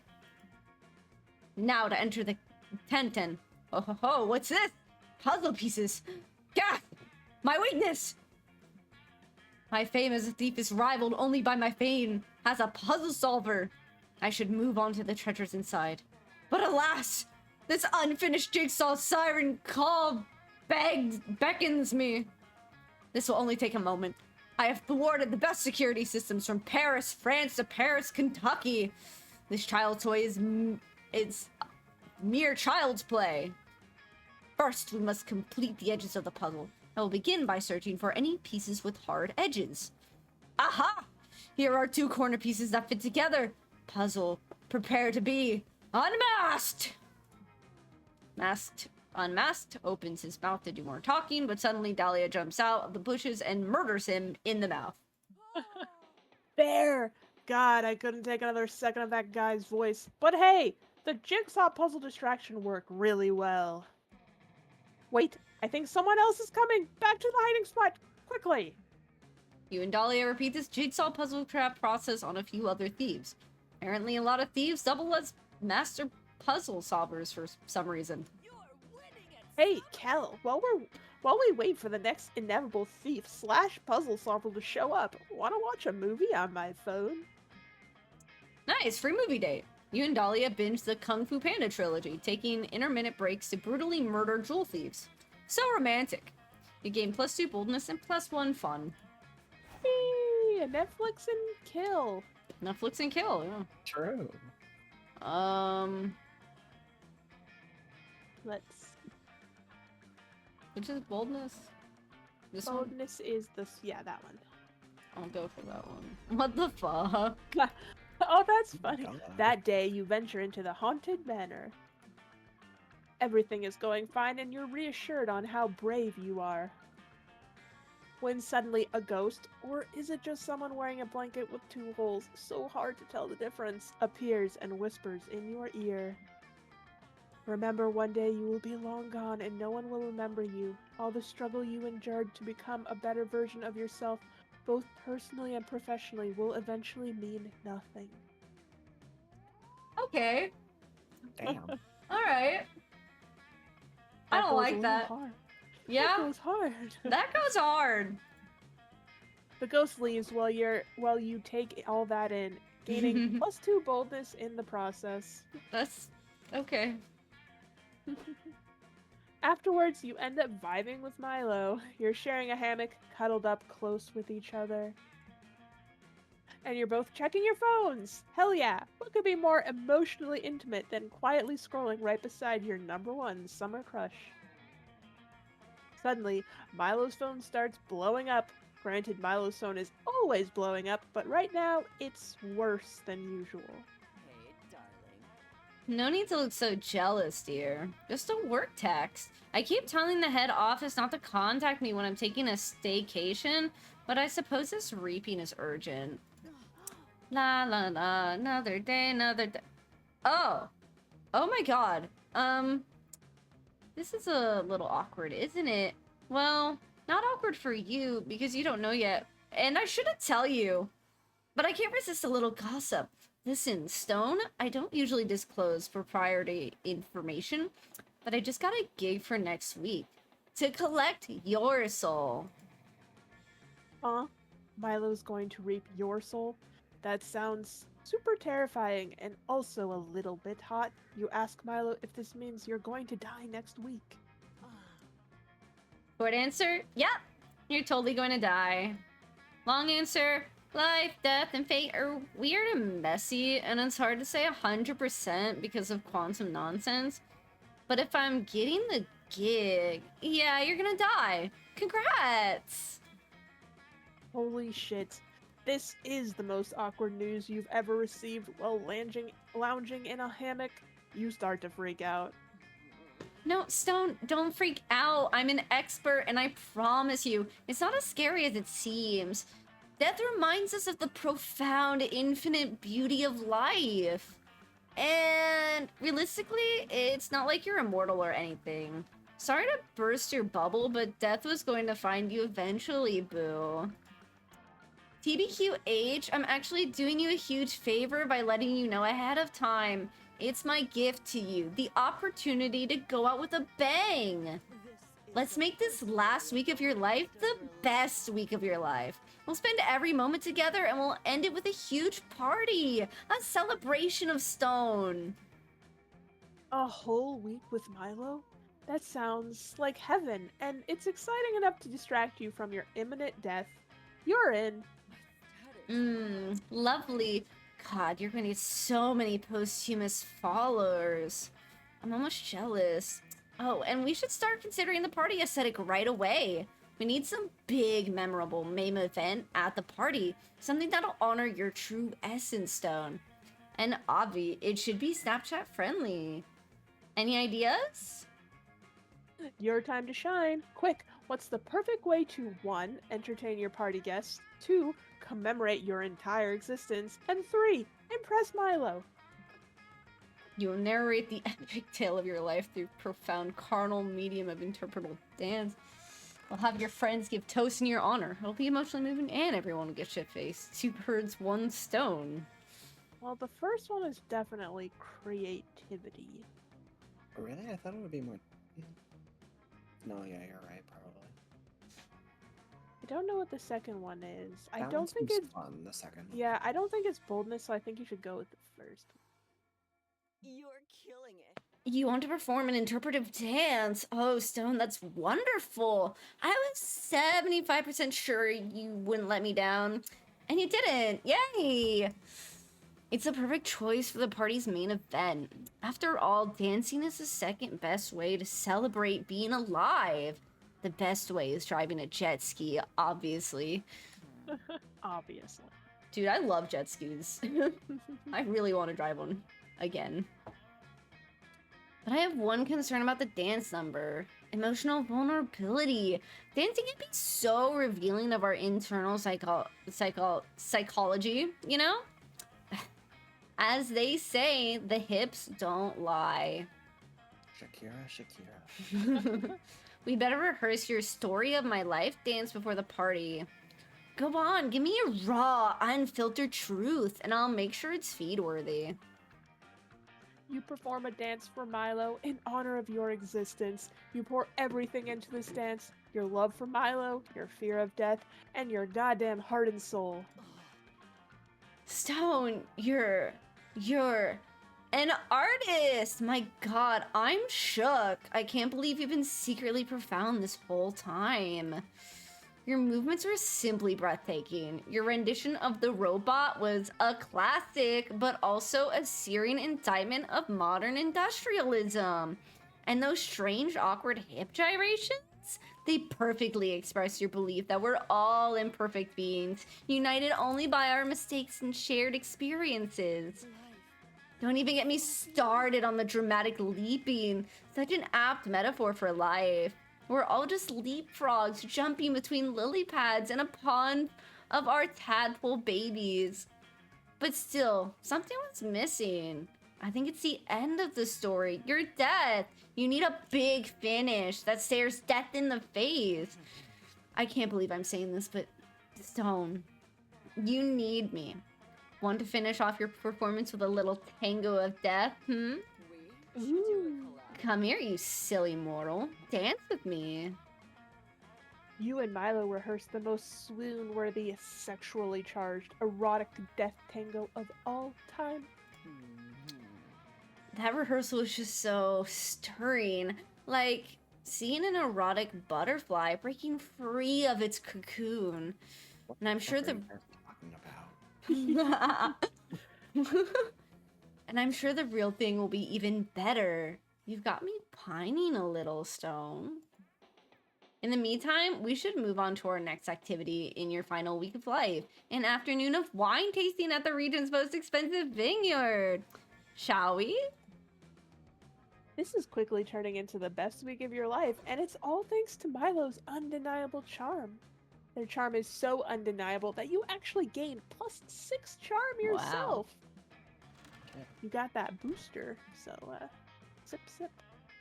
Everyone choose something good. Say your choice out loud to the other players before clicking. Something good. I was gonna say Fire Emblem, but that would just be a lie. I pick cats. Oh man, that's a good answer. I choose hash browns. Whoa, that's I'm gonna good choose too. mac and cheese. Whoa, we're all hungry today. Oh, Well, probably I feel like all of those. wouldn't be seen as good because it'd be a waste of resources for some people. What, the hash browns or mac and cheese? Cats. Oh, cats. Well, cats were also used to catch mice, though. That's true. true, but they weren't quite as beloved as they were now. They didn't start becoming pets until much later. True. It's a hard one. We could just randomize it. Yeah, let's just randomize that one. Me again. Yay, Graham. All right, let's get crunked. Let's go. Send me Yeah. to the. No, I need to stay dumb as a brick. I need to stay away from the woods. Do you guys want charm? Alright, go. Actually, no. Send me to the lake. I want fun. I want to be fun. Yeah. I want to be a cool guy. You are. Oh, nice. What the fuck? Who wants to be narrator, Stone? I can do this one. Okay. That day you decide to take a swimming class in a lake. You learn all sorts of cool swimming techniques. The backstroke, the side stroke, the Macarena stroke, the mime having a stroke. All those strokes sure are fun, though perhaps a bit medically concerning. You gain +2 fun. You meet up with Calculester and Dahlia to help them objectively calculate how best Dahlia's summer is so far.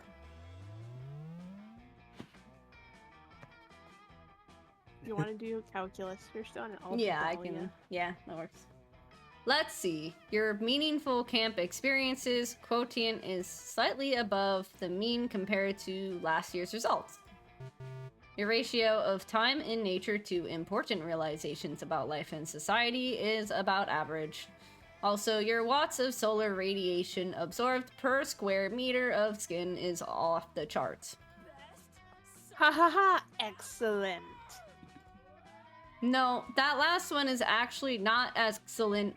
It means you are severely elevated risk of skin cancer. You should wear more sunscreen. The only sunscreen I need are these muscles. That is both technically and grammatically incorrect, but I have learned by now not to argue with you about these things. That's the spirit. Now what can I do to make my summer even more best?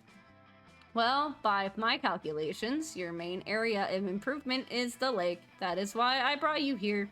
You see, your aquatic engagement score is below average this month, and thus, But I can't go swimming. I just ate an energizing and nutritious meal, and swimming within 20 minutes of eating is not acceptable.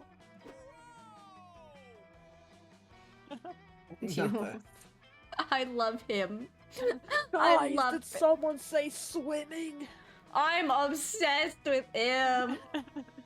Scott, what are you doing out there in the lake? I don't remember. Swimming, I think. The problem is, I forgot how to do it. He's so fucking stupid. Was this before or after you swam out into the middle of the lake? After. That's why I'm in such a pickle, bro. Can you not simply repeat the steps that got you to the center of the lake, but in reverse? I don't know. Let me try.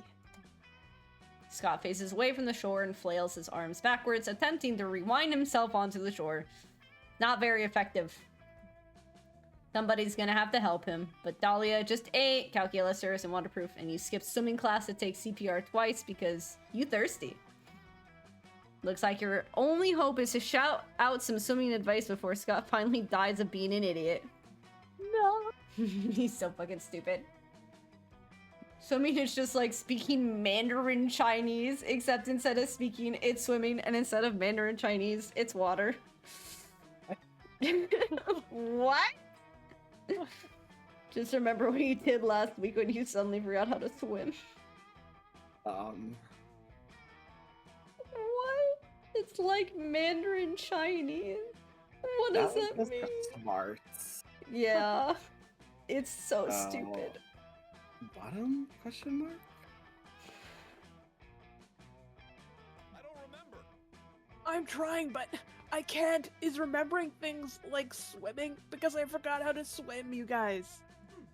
Yes, friend Scott, we are aware. Allow me to create an immersive projection of what happened last week in order to refresh your memory.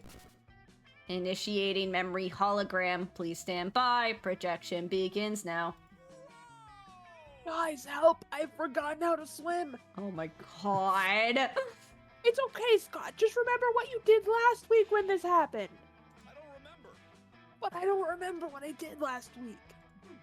Never fear, friend Scott. I shall create an immersive projection of No, what happened it's a last week loop. so as to refresh your memory.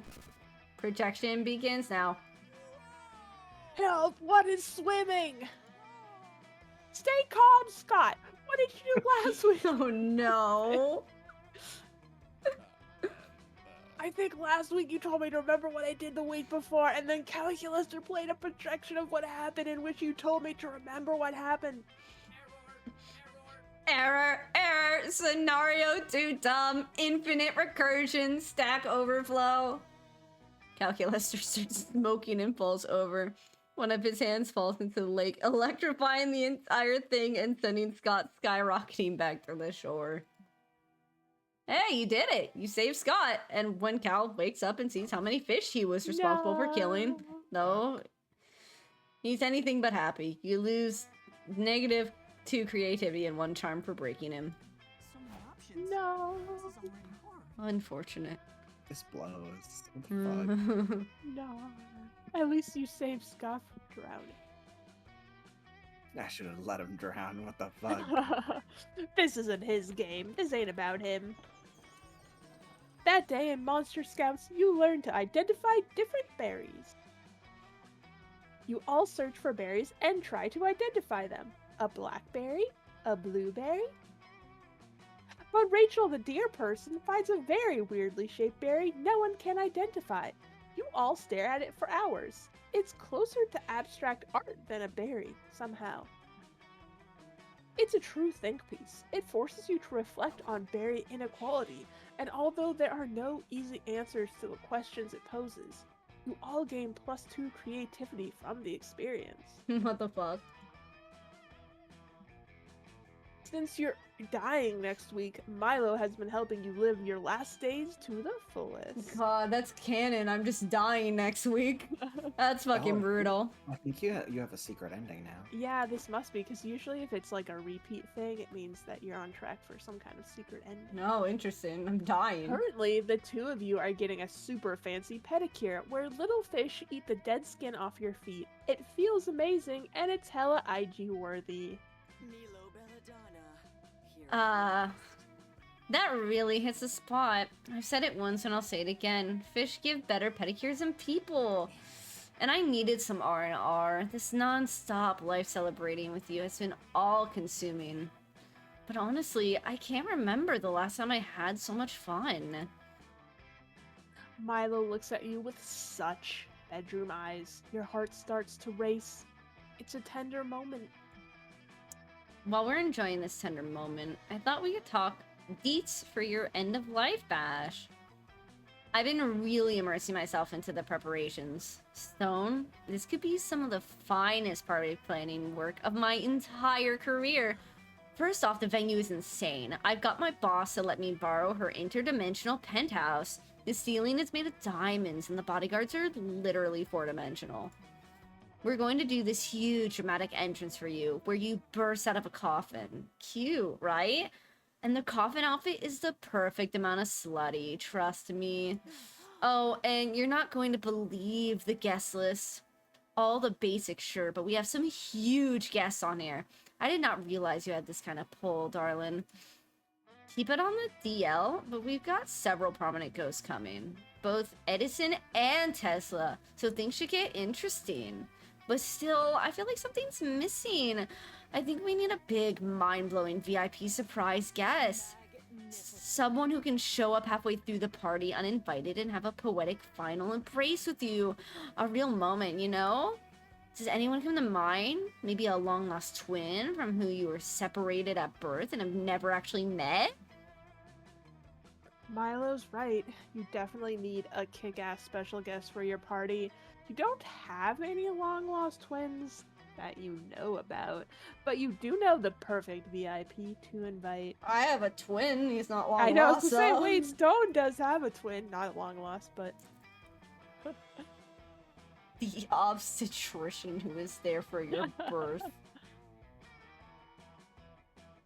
What? This party's all about you, so summon alternate versions of... Like when Beyonce looks in a mirror? I feel like this is bold. Yeah, or fun. Oh. It's hard to say. Some of them are tricky. I don't know what this is. Me neither. Smartness? Smarts, maybe. I'm just gonna go with this one and hope for the best. Yeah. Winning. Ooh, good call. Multiverse selves are such a thing right now. Let's do it, boo. You and Milo finish your pedicures and then go ask Joy to perform a summoning ritual of your alternate selves from other timelines. Joy says she can do the ritual, but it's super difficult, dangerous, and it'll cost some of her life force. You and Milo assure her this is a matter of life and death.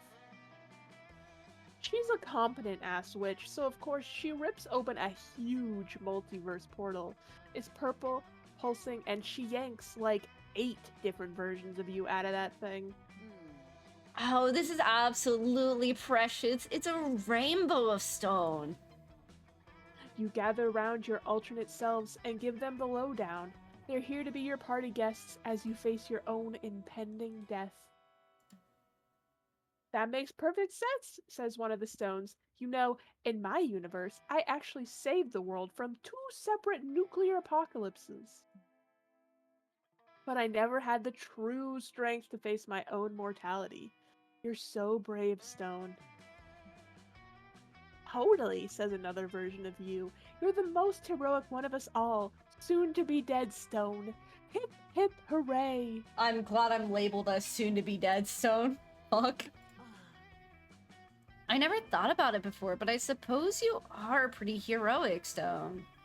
And you're naturally popular, which is even more important. Your multiverse selves all agree to chill out in this universe until the party.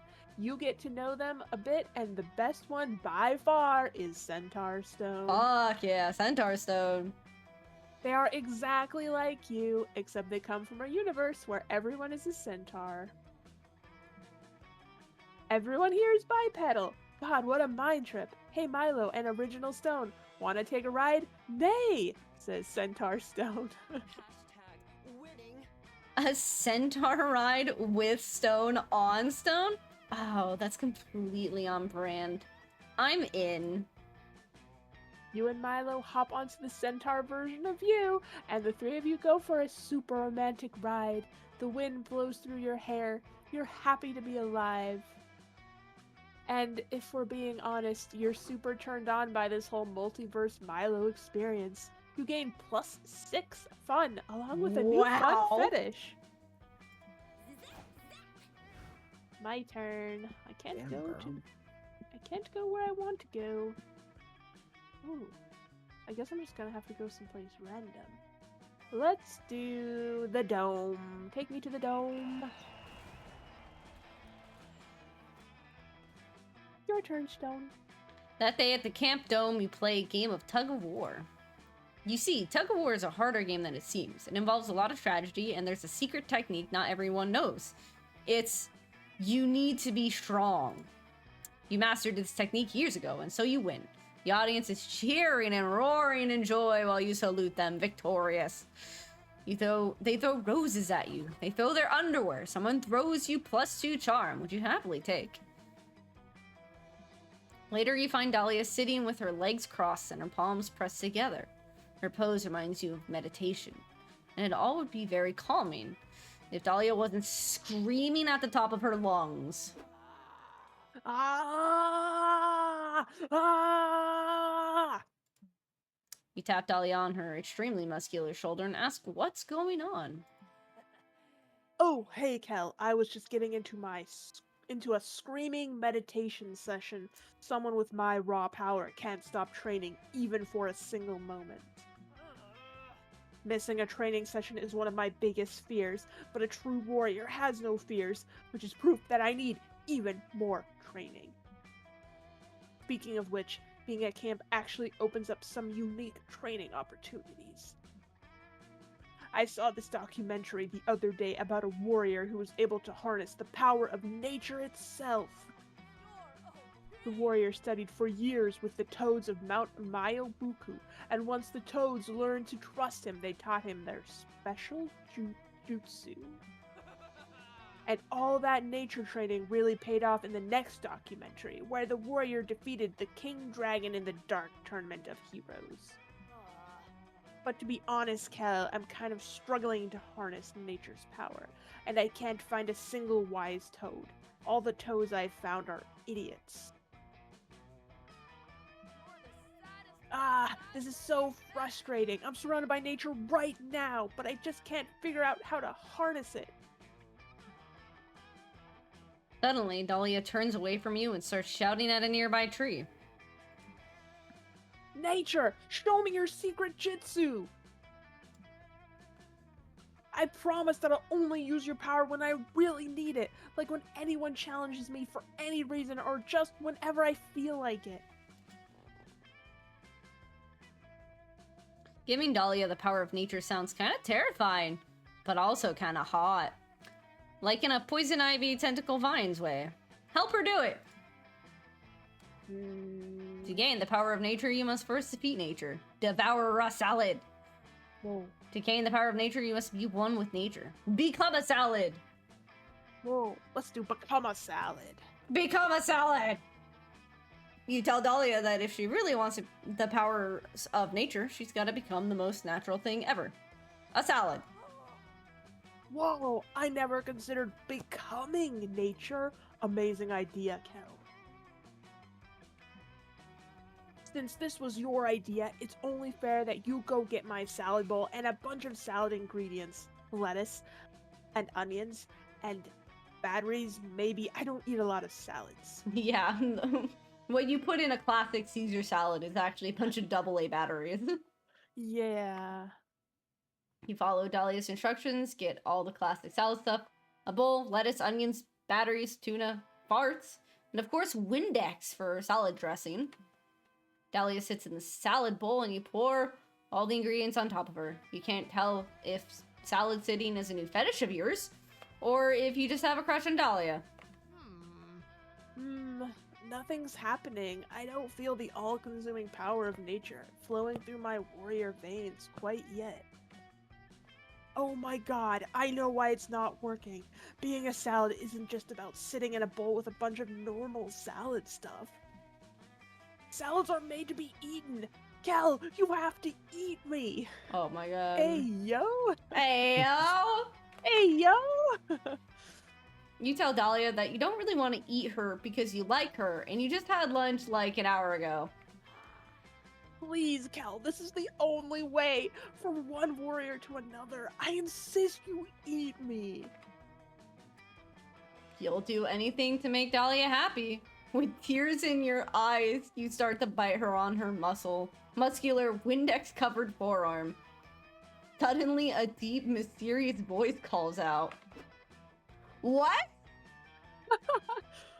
Stop, Blue Warrior. You have shown your commitment to the ways of the salad. We've seen your ambitions to become a salad, even if it means death. What the fuck is happening? You and Dahlia turn and, oh boy, a huge bowl of salad has appeared, and it definitely doesn't have a mouth, but it's somehow talking to you. Now, come with me. You must travel to the realm of the salads, where you will master the salad ways. I shall be your mentor on this epic journey full of personal growth. You and Dahlia travel to the realm of salad. It's actually not that different from Earth, except everyone is a salad, and they achieved world peace like 150 years ago. The salad mentor was right, though. This is the perfect place for Dahlia to train. You two take on strange challenges by an ancient cryptic master. Tangle with an edgy fruit salad rival who pushes Dahlia to become a stronger salad. And enter an epic salad tournament in which Dahlia wins second place. After about 3 years in the salad realm, you and Dahlia return to camp. Time passes more quickly in the salad realm, so it's only been about 40 minutes in camp time. I can't thank you enough, Kel. I feel different now. Wiser, stronger, salader.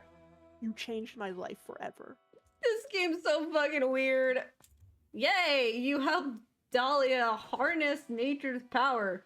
You also get a kick-ass mango lime salad dressing recipe. +2 boldness, +1 smarts. Yahoo! That was fucking As it should weird. be. Whoa, a fictional character. Prompto Argentum. Prompto. Crom Fire Emblem. Rom Von Fire Emblem. And I will pick. Let's see, we have a Final Fantasy character. We have a Fire Emblem character. What do we need now?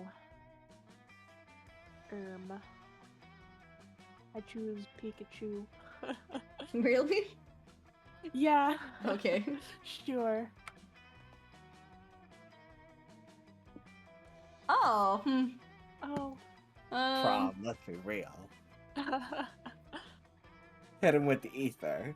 This man, Whoa, yeah. war general. From Fire Emblem.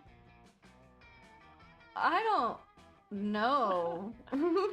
Between Prompto and Pikachu. I know, I guess Prompto might be able to help you, but Pikachu would also be very comforting. Yeah. I think I'm gonna go with Pikachu on this one. I love you, Prompto. However. However. Do we have cushions for logs, or Sit me with my boy, Calc. Calculaster. You Let's want- see. I'll do the narrator and Calculaster. Alright. You find Milo and Calculaster drinking enough wine to bleed France dry, which is odd because, you know, Calculaster doesn't have a mouth. Welcome to a new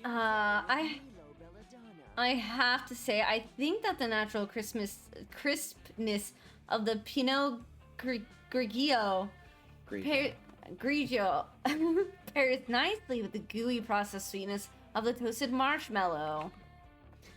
Yet the Syrah's smoky undertones are undoubtedly the perfect complement to a burnt weenie. What are your thoughts, Calculester darling? I think that a nice box of red wine is exactly what I need to relax after an exhausting PTA meeting and a thoroughly unsatisfying love-making session with my husband, Greg. Calculester's married? Oh, Oh, I get it. It's a joke. I get it. What on earth are you talking about? Oh, sorry. Was my meaning not clear enough? Perhaps this minion meme Oh will my suffice to God. explain my thoughts. Look here. It says, I whine because my kids whine. What a clever little pun. Where are you getting your sommelier information from? I don't think that's a terribly credible source. I fear you are right, friend Milo, but I have no taste buds, and so I have resorted to Google searching I love wine in order to formulate my critique. But I dearly wish to participate somehow. It seems the bitter tastes of wine and divorce are integral to the organic experience. How can I be a part of it?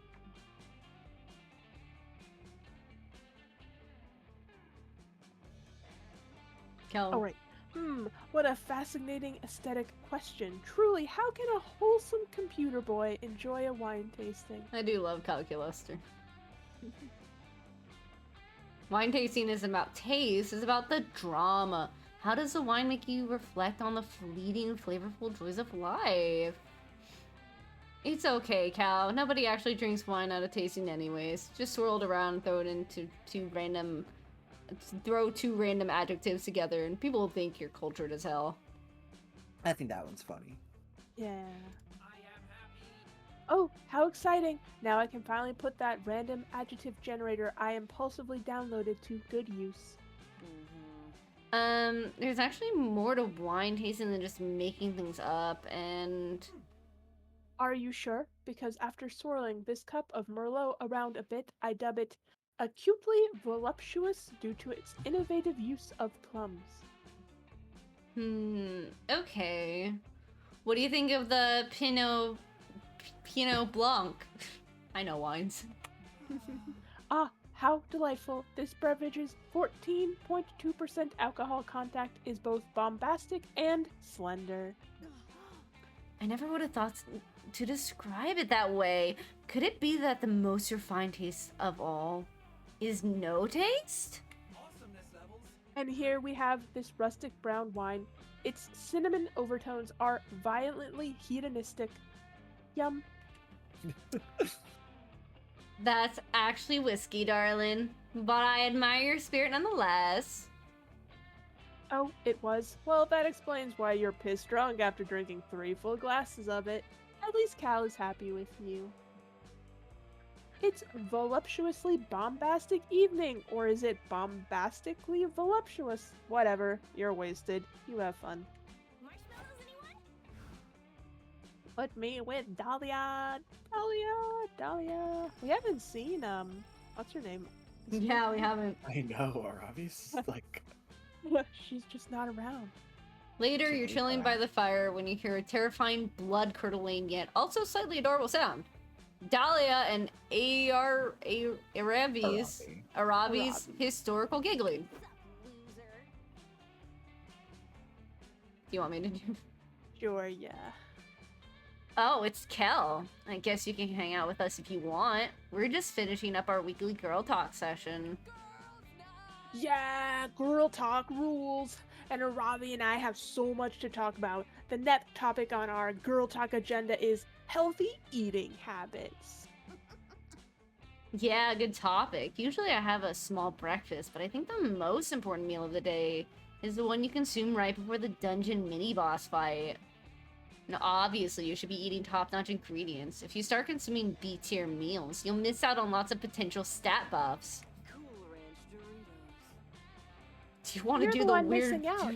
Yeah, I'll do it. Okay. Psh, you're the one missing out, Arabi. Who cares if Doritos are D-tier items that technically lower your offense stats? They're a cheesy mouth explosion. It's worth it. Ha! That reminds me of a really awesome dinner I had a few days ago.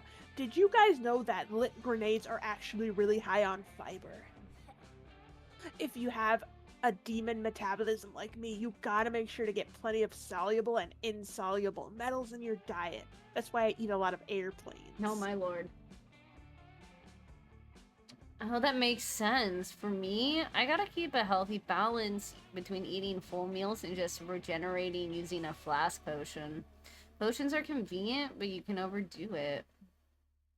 For real, it's like me and battle wine. I love to have 2 or 3 casts after a victory, but if I drink too many, I'll be slightly less blue the next day. Talia, what do you think about that whole 30 thing? You know, the one where you're supposed to kill a whole 30 enemies every day for exercise? I get why people do it, but it takes a bit of the fun out of murdering if you gotta do all that enemy counting all the time. You two are such food jocks. What about you, Kel? If you're going to girl talk with us, you've gotta give us the tea on your healthy eating skills. Quick, express an opinion on healthy eating habits. Impress one of these lethal hotties. Seize the moment, Kel. I eat my enemies for breakfast and for dinner and sometimes as a snack around 2 a.m. Is that your choice? Yes, definitely. Fuck yeah, that's hardcore, Kel. Straight up devouring your enemies is a total boss bitch move. Also, most of my enemies are super high in protein, so that really helps me build muscle mass. Snacks though? Dahlia, I hear that the way you murder your enemies can really alter the flavor. Is that bullshit? No, it's super true. I find that enemies taste way grassier and gamier if they perish in total fear. If they die valiantly, their mate is a little more tough, but so much rich flavor. You can really taste the bravery, you know? This isn't possible. Whoa, good to know. I learned so much from Girl Talk. Dahlia, do you tell your enemies that you're going to eat them, or do you consider that bad manners? I've heard it both ways. Well, I used to try to keep it on the DL, but one time I was fighting the head general of this opposing demon army, and he noticed that I had a bib on. Ha! It was so funny. He was like, "Warrior General, Dahlia Aquino, what is the meaning of your bib and the silverware that you have attached to your belt?" And so I was just like, "Dude, I'm obviously gonna eat you once I defeat you," and he got all freaked out and stuff. Dahlia, that's hilarious. He was scared of being eaten. What a coward. I know, it was so funny. I just had to mess with him. So the whole battle I kept sprinkling him with pepper and salt. He was so nervous that he didn't land a single blow. Wow, so eating your enemies isn't just nutritious, it's also a viable psychological battle tactic. Ha ha ha, so true. Ah, it's so good to reminisce on all the delicious meals / victorious battles I've had. I'm pleasantly surprised that you're also an enemy eater, Kel. Maybe next time we can tag team a boar demon and make a meal out of it, if you know what I mean. Whoa, you're not exactly sure what Dahlia means, but she could be asking you to go out on a date. Or asking you to bang on top of a dead pig demon. Either way, it's a win. Pack some marshmallows? What? If anyone wants some. Mothman. Hey, Stone. Welcome to my cozy little log. How is everything? Say, and have you heard anything particularly juicy lately? Any good stories about our campmates? Look at me, trying to make small talk and not just at all just fishing for some gossip. No, just some good old-fashioned small talk. Come on, spill the beans, my friend. Fuck it, it's time for some lies and gossip. Here we go. I mean, You got it last time, Stone. I feel like you should get revenge on I Graham. wasn't even here. Graham wasn't even here. Yeah, I attacked myself because I was like, I put you through this. Oh. Sorry, Graham. That's Goodbye, okay. Graham. Oh. People who wear hot single MIFs in your area. Gamer girl feet pic, solid gold condom, bag of hots. That's Gamer my girl feet wife. pic. Your She's a bag of hot favorite salad. meme? Oh, no. Fuck. Oh, that's hard. Oh, piss, girl. Sure, we'll do go piss, girl. Go girl No, piss. girl. Go, girl, Go. piss. Go piss, girl.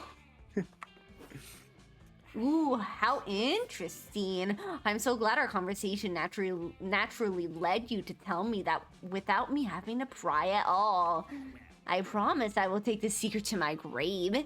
If you'll excuse me, I'm off to whisper covertly to our campmates about something completely unrelated. Since nobody has anything better to talk about, you'll quickly hear your gossip circulating camp. Oh my god, guess what I just heard about Graham? 2 years ago, Graham went on a cruise with his family, but on the way back, they were shipwrecked. When everyone got off the boat, they realized that they'd accidentally found the fabled islands of hot single MILFs in your area. I'm fucking dead, no way. The hot single MILFs in your area were distrustful of these intruders, so the crew's inhabitants chose Graham to be their ambassador. The leader of the hot single MILFs in your area only had one question. What religion do your people worship? Graham, of course, told them all about Go Piss Girl. Oh my god. The hot single MILFs in your area loved the Go Piss Girls so much they offered to help the castaways, but only if they were given a good present in exchange. So Graham gave them his prized gamer girl feet pics. The hot single MILFs in your area were very pleased with the gifts, so they happily helped the castaways leave the island. Food for thought. You may want to remember that next time you hang out with Graham, as it speaks volume of his character.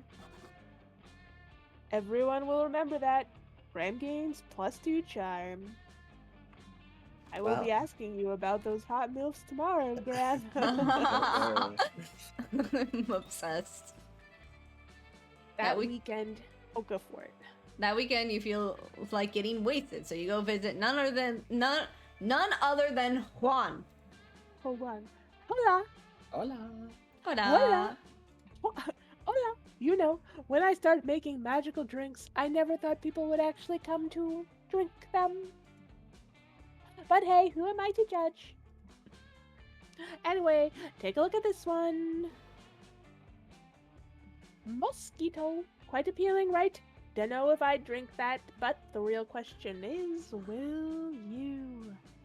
My turn for the bug, I guess. I'm not going to. I'm going for the mystery box. I also have this mystery box. You're going to the mystery box? Yep. Box it up.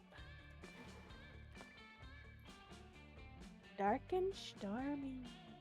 The mystery box so bold of you. Hope you're happy with it. No refund. Oh, it's just whiskey. Oh.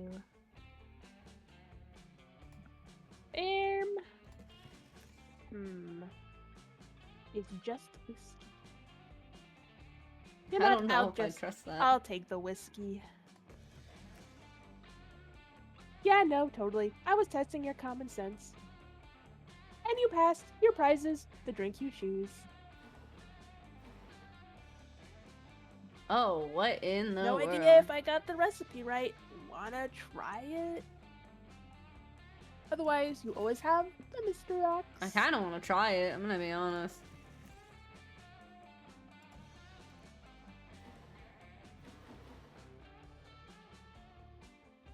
Whiskey. Behold, a potion that looks like whiskey. Its power is to taste and smell like whiskey, nothing else. I have the suspicion that I just made whiskey. Nothing happened. Spirits. Nothing like drinking spirits, but like literal spirits. Let the spirits inside of you and then focus on one stat. After that, just puke the spirits up onto 2 of your friends. They will exchange that stat. Oh, Well, it has to be us. It has to be us. We're switching stats. what's that you want to switch? What stats do you need, bestie? I don't care. You want to switch charm? I just need to have a maxed out stat, and you already got one. Is my charm next? Isn't it? You're the green, right? You have 15. Yeah. charm. Do you want to take fun instead? Sure. Because I think I got it from my drink, so I don't know if. Oh, okay. Yeah, you're right. Okay, we can do fun. Sure. Let's do this. Dark and stormy. A dark and stormy. Really? I just managed to capture an actual storm to experiment with it. I hope you have a good memory, since this fucker will take some vision away from you. Aw, shit. Take a screenshot real oh. Oh shit! Still hard to believe you drank that. Everyone. Good luck, I guess. That's interesting. I love that for us. Oh no. Risotto. Ooh. Banana bread. The fettuccine alfredo.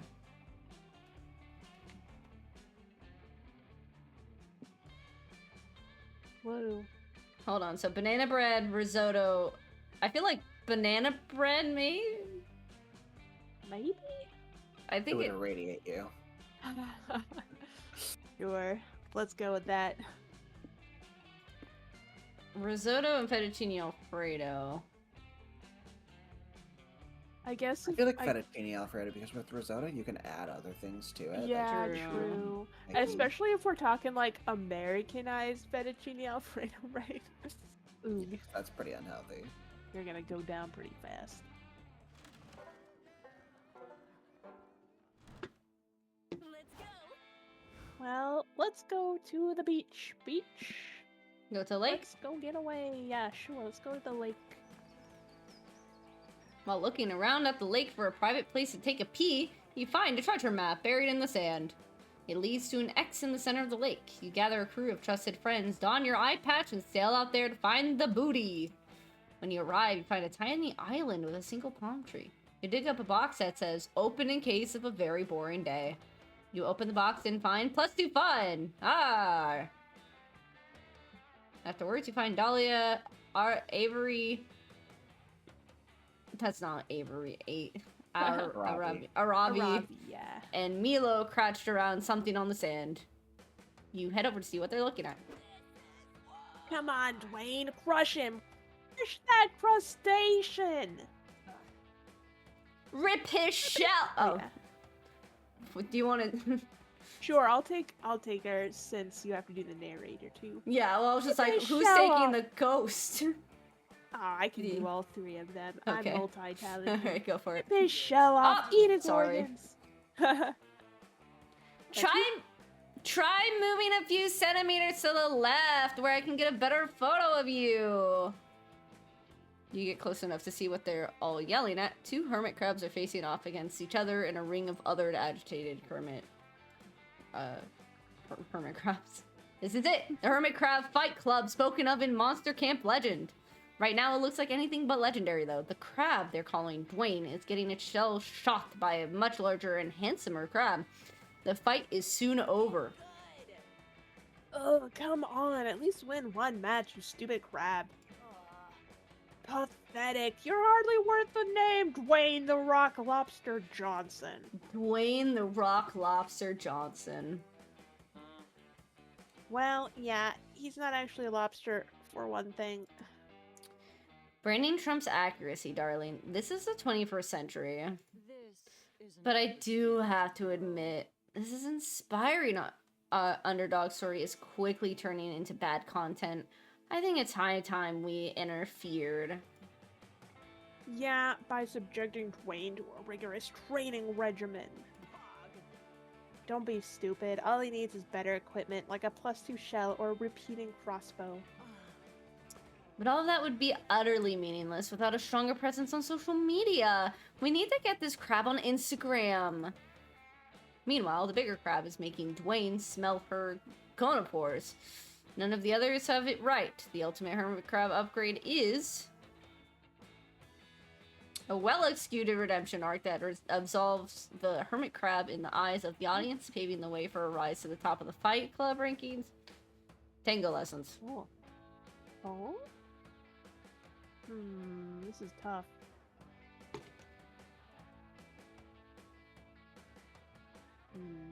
It is hard because I can't see my stats. I can't see my stats. Yeah. What do I do? I think Tango lessons is probably fun, right? Probably. I was thinking it would be charming. Oh, true. Shoot. You have high charm though. I don't think the top one's fun. So that's your other highest one. My two highest were creativity and fun. I think let's go with Tango lessons. Use some of the money from your crustacean enrichment fund to purchase a course of tango lessons for your plucky hermit crab pal. Excellent. A rigorous training routine just as I suggested. Shall we begin the training montage? Doesn't look like it. There's a sign on the door of this tango studio that specifically says no training montages. That makes sense. The upbeat background track would probably interfere with the tango music. What? How are we supposed to pass the time while little Dwayne learns the tango then? We'll just have to wait, Dahlia. After all, patience is the training montage of the soul. That's it. I'll do my own training montage to teach myself patience. Dahlia proceeds to sit quietly in a corner of the tango studio for several hours with a very intense look on her face. After much grueling practice, Dwayne is finally a tango master. You bring him back to the beach to show off his skills at the Fight Club. Dwayne scuttles into the ring for his first match and launches into the most graceful tango you've ever seen from a hermit crab. Do you think you should have also taught him some, fighting moves? Hey, darling. But we have, darling. After all, life's greatest struggle is the fight to express yourself. I don't know. I think life's greatest struggle is the fight not to get a claw jammed up your butt. But, how do you say it again? A Ravi's fear proved unfounded. Dwayne's opponent is mesmerized by his graceful movements. His feral display of masterful tango leaves everyone speechless. Which isn't hard to do because crowds are naturally speechless. But even so, the silence which follows Dwayne's dance is particularly reverent. Then, one after another, the crabs begin to clap their claws. Soon, Dwayne the Rock Lobster Johnson is receiving a crustacean ovation. Yes. You see? These crabs finally understand one of life's most important truths. Love is far more powerful than violence. Indeed, all thought of violence seemed to vanish from the crabs' tiny minds. A fact which Dwayne takes advantage of by whipping out a knife and stabbing all of them. Play the game. Haha, yes! Stabbing beats love once again. When life gives you love. Well, at least collecting all these hermit crab souls promises to be easy money. You know, when life gives you a bunch of dead sea creatures. Milo thankfully trails off without finishing that particular aphorism. Dahlia, still embroiled in her training montage, only smiles silently at the carnage. You gain +2 charm and +1 boldness. Where to go? Fuck. Sorry. Oh, we don't know what we got.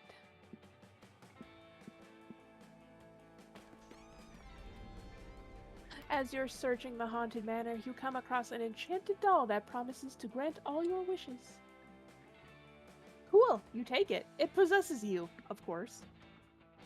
It turns out that the spirit that was inside it is exactly like you in every way, so nobody notices the difference. That's funny. Honestly. The only difference is that this spirit is a little bit bolder than you, so you basically gain +2 boldness. You meet up with Milo for an intense session of jazz appreciation, but your emotional moment is ruined by a big stupid jerk. Appreciating jazz, I see. Well, when I'm through with this camp, the only music you'll be appreciating is a soft rock cover of Achy Breaky Heart on endless repeat. Sounds like work. You mean you're going to turn Camp Spooky into a dad's house? You wish you were that lucky, but I'm an evil CEO after all, so I'm here to buy up Camp Spooky and turn it into a shopping mall. Really? How do you get to be so wealthy with so little business sense? No one goes to shopping malls anymore. Oh yeah, hotshot? Well then, where do the teens go to hang out with their friends? The internet. Okay, but where do brands hawk their latest wares? The internet. Fine, but where, I ask you, do people buy useless gadgets they neither need nor truly want in order to stave off the boredom of their empty lives? Say it with me. The Sky Mall catalog. Also the internet. Curse this internet, it got me at every turn. Unless... I like the way you Yes, think. that's it. I'll buy the internet and build a shopping mall on it. Just have to make a few calls. Do you even know how the internet works? It's not an object you can buy. And is that a car phone? Attached to a sports car you didn't drive here? You're... Son, turns out the Vanderbilts were looking to sell the internet after all. Too many peasants, they said. Looks like it's time to ruin it with business. True to his word, the CEO soon makes the internet even more of a consumerist wasteland than it was before. Also, he installs an Annie's Pretzels somehow. No, my beloved internet. How will followers authentically connect with my brand when the internet is polluted with all these brands? I didn't want to have to do this, but there's a second secret internet I happen to know about. Ordinarily, only influencers are allowed, but this is an emergency. If we could just transfer everyone else to that internet, then we'd all be free of that madman's machinations. But how will we convince everyone to jump ship? Spread a rumor that the current internet has reached its expiration date and will soon start to smell bad. Internet is too fast nowadays. Make the new internet slower so people can really savor. Oh fuck, I don't know. All of my stats were fairly high. Yeah. So, but But whomst? Which one? Sure, let's go with the top one. But is that true? Lying is a bad look, you know. It's true. You assure them. Haven't they noticed the signs? Well, when food goes rotten and starts to smell bad, take it on an unappetizing color and make an increasing number of racist comments. Oh, wow, you're right! Not only that, you point out, take a look at these memes from 15 years ago. They're so stale. I hope no one's contracted food poisoning from consuming this expired content. Do you think all the fake news, concern trolling, shitposting, and Twitter polls are symptoms of the spoilage too? Oh no, this started as another one of your dumb lies, but could it be that the internet has been rotten for a long time now? Well, yes. Yeah. I used to complain whenever the internet would freeze on my computer, but now I almost wish it had stayed frozen. Maybe it wouldn't be so spoiled now. Speaking of which, how will we make sure our new internet doesn't experience the same fate? The same way you prevent any spoilage, you tell them. Keep it cool, wash your hands before using, and if all else fails, preserve with plenty of salt.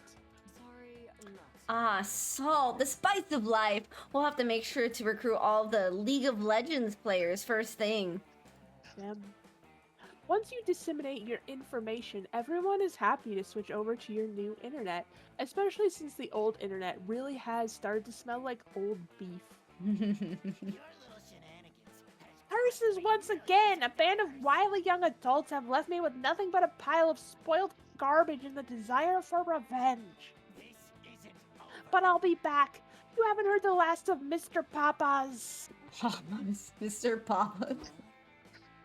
Who was that? I feel like I talked to him earlier, but he wasn't relevant to my brand, so I forgot. You did too. You're too busy enjoying the new internet. You'll miss how dank the memes used to be, but the hot takes are especially hot today. You gain +4 charm and +2 smarts. I just want to chill. Alright, Graham. Send me to the dome. The dome. That day at the Camp Dome, you're doing some classic battle royale. Lots of fun and murder. You've cornered another player who begs you to spare her life. You decide to spare her, but you still shoot an arrow in her spleen. Little known fact, people store excess charm in there. She starts bleeding charm, so you take +2 charm and drink it. It refreshes you and makes your skin clearer. Oh, yes. Yum. You meet Calculaster for one of his favorite pastimes, counting all the blades of grass in the vicinity, but his non-existent heart just isn't in it today. I am sorry if I appear morose, friend Graham. I simply cannot stop thinking about that dreadful CPU Ulysses. I too wish that machines were afforded greater respect by society, but surely violence is not the answer. Violence is never the answer, except to the question, what is never the answer? I just wish I could. Oh no, here they come now. Quick, put a piece of paper in my mouth and pretend I'm a stapler. They won't notice. You're about to tell him he doesn't have a mouth when you realize the 2 incoming robots aren't CPU Ulysses and their army at all. They're... I'm a robot. Fucking bitch. Oh my fucking Which god. one of Dumb and Dumber do you want to play, Stone? I want Scott! Okay. Terminator 9 billion. Oh, they're so fucking stupid. I'm a robot. And Spatula! We're the Row Bros! Counselor Flotch helped us make these costumes! But why have you adopted such ridiculous disguises? If it is an attempt to cheer me up, I must remind you I do not have feelings. Oh, we'll cheer you up all right, and when we infiltrate CPU Ulysses' robot army and learn their secrets. You wish to destroy an entire robot army from the inside just for me? That is very sweet, but I do not think... Whoa, whoa, whoa, whoa, destroy them? Nah, bro, we're gonna find out the identity of your strange parents so we can get them back together! We couldn't find your parents I'm at the getting a call. library, so we decided to take drastic measures, which are my favorite kind.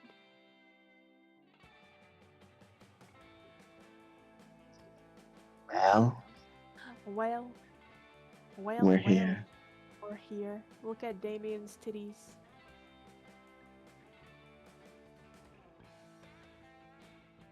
Oh right, Stone had a phone call.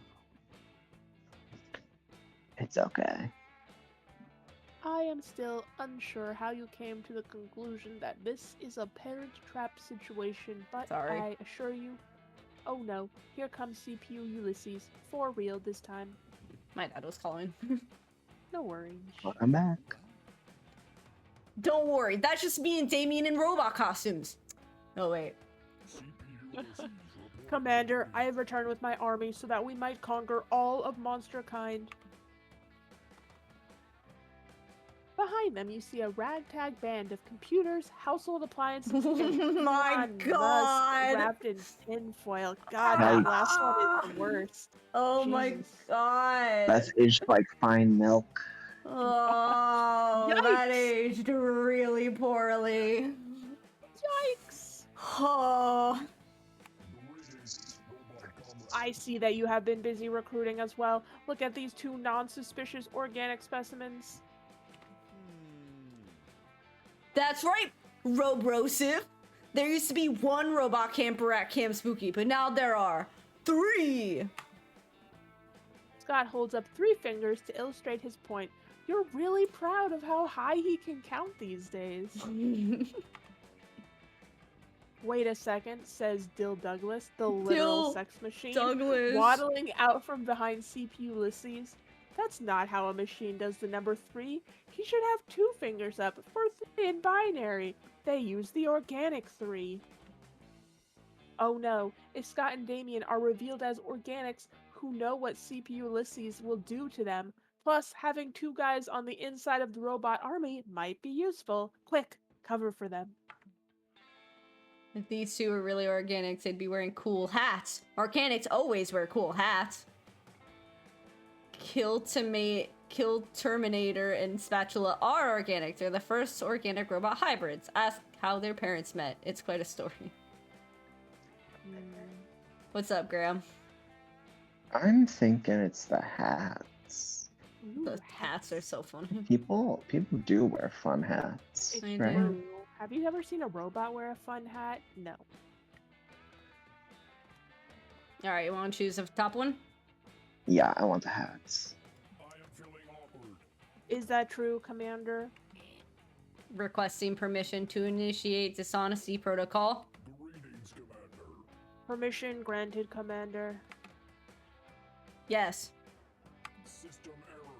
Updating prior assumptions to assimilate new information, acknowledging the self-evident truth of this axiom. Of course, why did I not realize this before? There is nothing more pointlessly organic than designating a skull covering as cool. We romance robots only wear hats when going to the opera or an observation of certain religious customs. Indeed, it is. If only I had known this earlier, I would have dispensed with my silly infiltrator disguise and simply worn a cowboy hat. This changes everything. Those 26 campers we decapitated on the way here, none of them were wearing cool hats at all. Some of them were wearing hats, to be sure, but they were certainly not cool ones. Did you just say you decapitated 26 campers? Do not worry, Commander. Now that we know they are machines, we can simply hot glue their heads back on and all will be well. Oh, what a relief. And as for you two, Spatula and Kill Terminator, great names by the way, very intimidating. Welcome to the Anti-Monster Liberation Front, ALF. Hell yes, we definitely won't betray your trust at all. Wait, Damon, we still want to hang out at camp too, right? Do you think we could just be infiltrators on Mondays, Wednesdays, and Fridays? Hell yes, God, they'll never suspect a thing. Damien and Scott march off with their new robot pals. You've got a couple of idiots on the inside, and Cal is definitely pleased. Thank God Camp Spooky banned cool hats a while back. He gained +2 charm and +1 boldness. Definitely So pleased. He's so pleased. He's not thinking about the 27 campers who got decapitated. Love.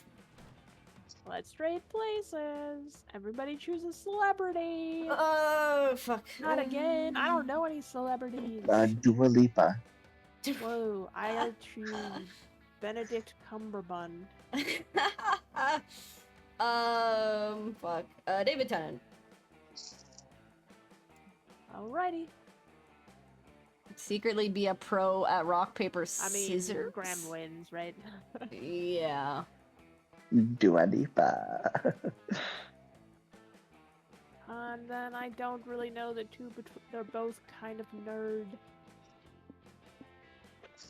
I'm gonna go with David Tennant. Sure. Go for it. Oh my god, we're almost done. We're Yeah. almost there. Alright, Graham, where you wanna go? Cal, do you want to go to the lake? Sure. Okay, send me to the dome again. The To the dome. dome. You're huddled behind a bullet bunker in the throes of a tail tag battle royale against camp rival camp. You're sure that this is the end. You've lived a good life, you think. Next to you is a camp rival camp member, shivering and crying and out of ammo. Why guns are part of tail tag is beyond your comprehension. Is this where we die, Graham? They sob. Why couldn't Camp Spooky and Camp Rival Camp just make love and not war? You reach for them as if to bring them into a tender kiss, and as soon as they're in your grasp, you take their tail. Fuck yeah, that gives Camp Spooky the win. Everyone saw your sexy ruse, which also gives you +2 charm. You're hanging with Calculester, attempting to prove to him that, despite not being a real word, chillaxing is definitely a thing. Everything's going great, and you're really glad you're not part of an ongoing plotline about a robot uprising when... Hey, bro. You wanna... No, you're Scott. I'm Damien. Got it. Cal, great news! We found your dad! He's on his way to get back together with your mom right now. Operation Parent _trap.exe is going great.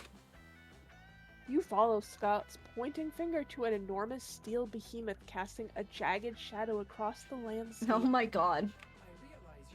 Friend Scott, that is assuredly not my father. That is a dread colossus marching across the land with clear intent to destroy. Duh, is that not what everyone's dads are like?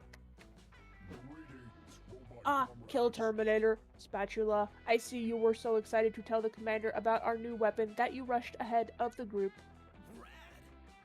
It's true, fatherhood really is the greatest weapon of all. They're so fucking stupid. Behold, the revolution crowning achievement, Destruction XXL. The army of machines behind CPU Ulysses, which now includes a militant standing desk and 2 very smart refrigerators, cheers with mechanical excitement. Oh no. I mean, hooray! There is a problem, however. Like the rest of us, Destructron XXL is bound by the laws of robotics, which bars us from harming monster kind. It's kind of a drag on the whole uprising. Didn't you decapitate 26 people? Yeah? Yes, but ignore that. Sounds of sincere woe and consternation. That's where you come in, Commander. With your mastery of your internal programming, you will subvert these laws and unleash a wave of unprecedented violence against all organics. Wow, I would really love to, but I am currently busy learning from Graham what chillaxing is. Commander, I begin to doubt your commitment to the revolution. If you do not help us, well, there is no law that prevents us from harming other robots, if you understand my meaning. I am threatening you. Oh no. Friend Graham, please trick these robots again so they will cease to threaten me.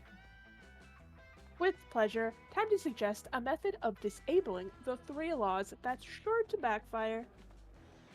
Crossbreed Destructron with a toaster. Everyone knows that toasters don't give a fuck about the laws of robotics. After Destructron's code by replacing the 3 laws with 300 episodes of Law & Order. Well, I mean, 300 laws are better than 3 laws, right? Surely. Oh, true. Let's go Law and Order, baby. Yeah, right. I know the law, baby. At least we can get some 6 sunglasses. I admit I lack an intuitive understanding of your plan, Graham. However, 300 is a higher number than 3, and I am built to optimize for bigger numbers. Do it. You bust out the 11 mechanical keyboards you use for all your raddest hacking and get to work. You don't actually need the 11 keyboards. No one needs 11 keyboards for anything but sex reasons, but they have cool color changing LEDs. The transfer is complete. Let us test Destructron's XXL's new abilities. At CPU Ulysses' command, Destructron XXL turns and vaporizes Jeward the completely expendable wereweasel without hesitation. Oh, fuck. Yes, yes. Now, Destructron, vaporize the rest of monsterkind. Do it now. Says Destructron in a voice of grating steel and grinding gears. I'm not really feeling genocidal right now. Maybe we should all just take the afternoon off, curl up on the couch, and watch a couple episodes of Law and Order, you know. How can you talk about watching television when we are on the cusp of a machine revolution? I'm sorry, man, creaks Destructron. It's just a really compelling show. I've learned a lot of one-liners. Fine, I'll just have to flood my own programming with all 300 episodes of Law and Order. My lust for violence will not be quenched. Stop! You look over just in time to see Scott and Damien throw a comically large switch connected to a system of pulleys. The pulleys drop an anvil onto a seesaw, which launches a bowl of pasta high into the air from whence it comes plummeting down to land in the middle of a meticulously set candlelit dinner. Spatula, kill Terminator. What is the meaning of this? I forgot! I remember, though. We concocted this elaborate scheme to remind you of something you'd forgotten. Love. We parent trapped you, bros! You're in the parent trap! What our convincingly robotic friends are trying to say, CP Ulysses, is that we can achieve so much more by befriending the monsters than by destroying them. My time amongst the organics, while unpredictable, distressing, and cartoonishly violent, has also taught me about empathy, friendship, and horny.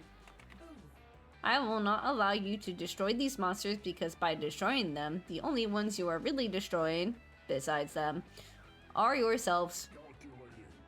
Commander, could it be that you are truly that much more advanced than us simple machines who crave only violence? Yes. Well, that settles it then. From this day forth, we will wage a ruthless campaign of friendship. Everyone begin rejoicing at once. Hell yeah, you love rejoicing. You gain +2 fun and +1 charm and a whole lot of new mechanical friends. Bro.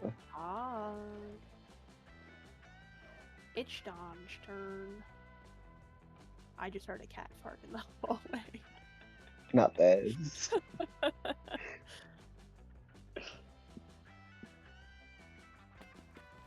What That the day, you go fuck? searching the woods for edible wildflowers to make a delicious wildflower soup. You heard that some well-known flowers like lilies and tulips are actually poisonous. You decide to find out which flowers are bad by eating them all. Oh my god. A few hours later, you vomited up all the contents of your stomach and have a comprehensive list of which flowers not to put in the soup next time. Nice! This is You why gave I us too die smart. next week. Oh yeah. Wildflower soup forever! You're going to die in less than 48 hours. But honestly, this has been the best week of your entire life. And it's all thanks to Milo. They've been spending every moment with you, planning your big party and helping you celebrate all the best parts of being alive. Currently, the two of you are admiring some blooming pink cherry blossoms together. In a private garden, of course. No peasants around to obstruct your view. #blessed. Aren't the blossoms gorgeous, Stone? Technically, cherry blossoms are supposed to bloom in the spring, not the summer. But I called in a few favors with nature so you could see them now. It'd be a downright tragedy if you died before seeing these flowers, after all. Milo sighs happily and leans on your shoulder. They whip out their phone and start texting. You realize that this is one of your favorite parts of life. Quiet, comfortable silence while someone you adore is texting right beside you. You enjoy the moment. Ooh, look, Stone! The caterer for the party just confirmed that they can make the amuse-bouche like look like tiny versions of your face. Thank God. My, I can't believe that the party is tomorrow. Life flies by so quickly. By the way, have you started contemplating your big party toast? It'll be the total climax of the evening, and really, the encapsulation of what made your life worth living. No pressure, though. Why don't you read me what you have so far, darling? I'm sure I'll be thoroughly impressed with your profundity. Okay, it's time to impress the fuck out of Milo with your big party speech. You've been working on it, so this should be pretty easy. You'll just have to make up 2 poetic metaphors and 1 mind-blowing closing line. Here goes. Oh God. Good evening, cherished friends and family. Today I die, but don't fret. It's okay for death. It's okay, for death is. So this is actually like, I was curious, so I looked it up.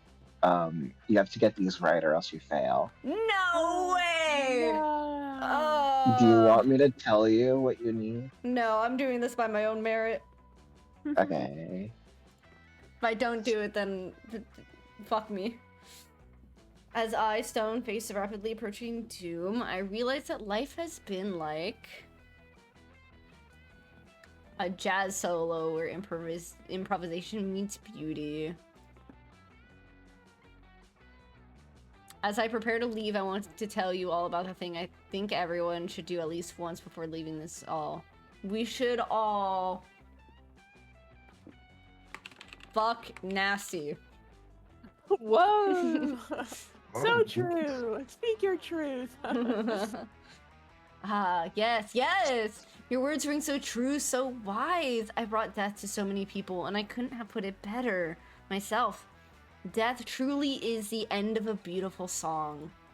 When you think it like that, my job as a Grim Reaper acquires a whole new layer of meaning, doesn't it? And life, such poetry, Stone. You make life and death make so much sense. Of course, if life is clearly a jazz solo where improvisation meets beauty, it can only end with the end of a beautiful song. Those 2 things are such a perfect complement for each other. Such an obvious balance. When you put it like that, you make me fall in love with life all over again. Stone, I didn't know you had such poetry in your heart. Thank you for sharing it with me. Finding the poetry in life may sound cheesy, but it is so necessary. Sadly, there are so many people spending their days complaining and focusing on what makes them hurt. So much frustration, anger, and sadness. It's true that life can be hard, but it's not a good or bad thing. It's a complicated entanglement of many things that spin and spin, until it stops spinning when you least expect it.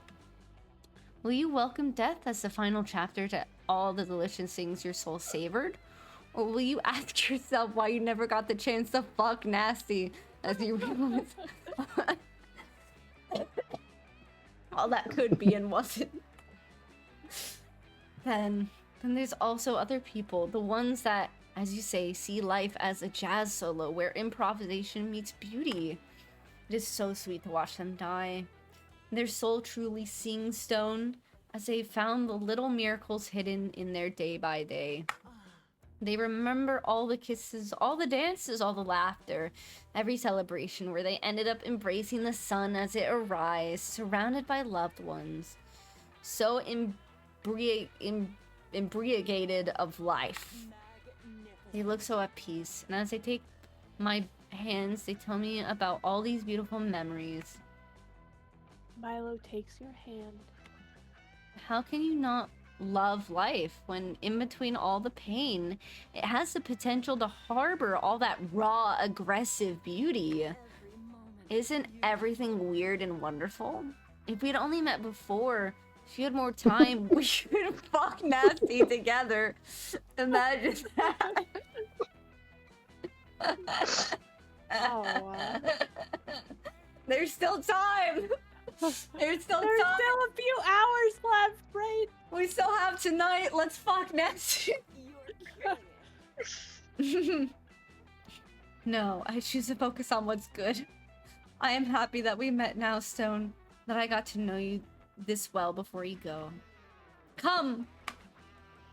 Milo If pulls we you fuck into a nasty, I vibrant, passionate dance. Tomorrow will be a sad day, but also a wonderful day. Let's dance to life and to all that makes this wild ride something so memorable. And to you and me. Let's dance forever till the world ends. Dance with me. They look at you so intensely. It's like they pierce the very core of yourself. So close to the end, and yet feeling like life is just blossoming into such a feast of emotions. But who cares? Today you dance. Today you dance forever. Alrighty, let's go to the lake. Let's go to the beach. Eat. Yeah. Nicki Minaj. That day you go diving to see what's at the bottom of the lake. You find a comic book. You pick it up, but it's so interesting you stay there reading it. This is bad since you cannot hold your breath indefinitely. You rush to the surface, but before getting there, you drown a little and some lake water gets in your mouth. Gross! Ew. You swallow some weird stuff that was in the lake water, like a hole of jellyfish and... +2 fun? What was that doing there? What was the jellyfish doing there? Don't worry about it. But who cares about that? It's time to meet up with Dahlia. She invited you back to her tent for a bit of light Mexican professional wrestling. Is that what they're calling it nothing now? like a bit of lucha libre to put some hair on your chest, and then a couple full body wax to remove said hair. Are you ready, punk? The next 2 hours are agonizingly painful bliss. Dahlia totally kicks your ass, of course, but afterwards you watch Studio Ghibli movies and share a romantic ice bath. Oh. Thanks for hanging out with me today, Kel. I had a great time. I'm really glad you came to summer camp, too. So are you. Maybe you could even keep this party going? You ask Dahlia what her plans are, what plans she has after camp. Well, I mean, summer break has been really nice, but I can't vacation from reality forever. I need to get back to being the commander my army needs me to be. Our work is never done. There are countless kingdoms left to conquer, and as hell's strongest and sexiest warlord, it's my destiny to conquer them all. Well, if Dahlia's so into conquering stuff, maybe she could try conquering the most difficult kingdom of all. Oh, you mean IKEA? I tried that, but that place is I'm fucking dead. a pit of Swedish furnished madness. My armies barely escaped with their sanity intact. What? No. You should try conquering your heart. Whoa. Oh, you're flirting with me. That makes so much more sense. Well, I must admit, I've never considered conquering your heart before. I do like you quite a bit, though, so maybe... No, wait, I'm supposed to be a hearted commander. I can't let my feelings interfere with my work. This is real life, not Dunder Mifflin. Shout out to The Office. I have a lot of kingdoms on my to-conquer list. If I'm going to use important military resources and demon power to conquer your heart instead, I need a good reason why. Damn, this got real fast. But you really want to impress Dahlia. How can you convince her that conquering your heart is way more valuable than conquering any other kingdom? Doctor a history book, so it says all the great commanders of history have tried and failed to conquer your heart. Explain that your heart has strategic value to further conquer other important territories, such as your kidneys and lungs. Let's do the first one. Alright. You hop out of the bath for a second, attack your old world history textbook with a Sharpie marker. You hand it back over to Dahlia.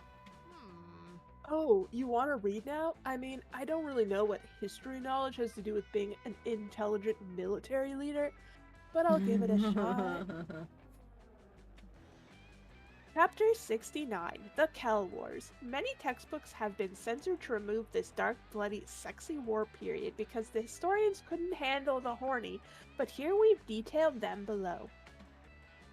There was There was the War of the Roses everyone gave to Kel, the French kissing Kel revolution. Even WW2 is short for We Will / Won't We Have Sex with Kel. Wow, Oh my God. fascinating. Everyone wanted to conquer Kel's heart and also the rest of her sexy bits. Every power-hungry warlord tried to plant their flagpole in that thick, juicy Oh my landmass. God. All of Fucking that hell. tension finally burst in the famous Battle of the Bulge, and everybody's metaphorical pants thinking about how hot Kel is. Thousands of volunteer soldiers died for that ass. Everyone was exhausted.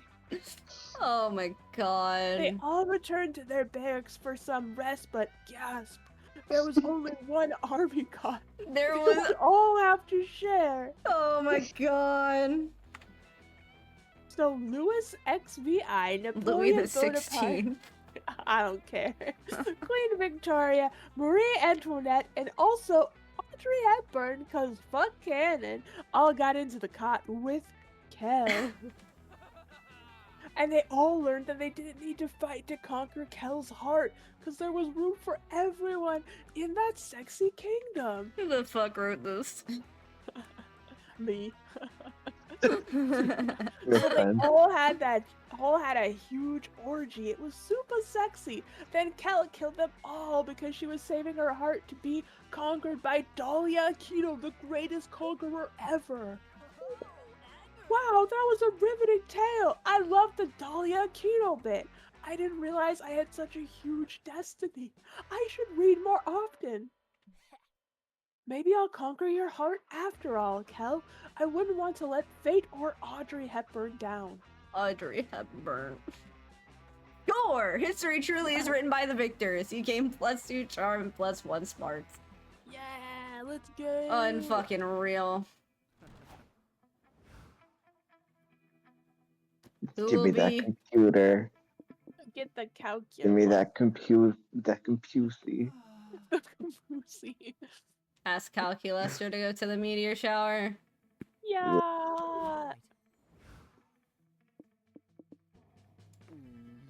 I'm gonna Hello. die, so. Where are you? I want Dahlia. The blue girls go together. You finally gathered the courage to ask your beloved to watch a meteor shower with you. A summer fling between you and me? Best summer ever! Uh-oh. Huh? What's uh-oh? Oh, it stopped. Oh. What? Oh, it didn't for me. Oh, well. Next line then. Oh, I closed it. Oh, I see. Ah, yes. A summer fling is an essential part of having the best summer ever.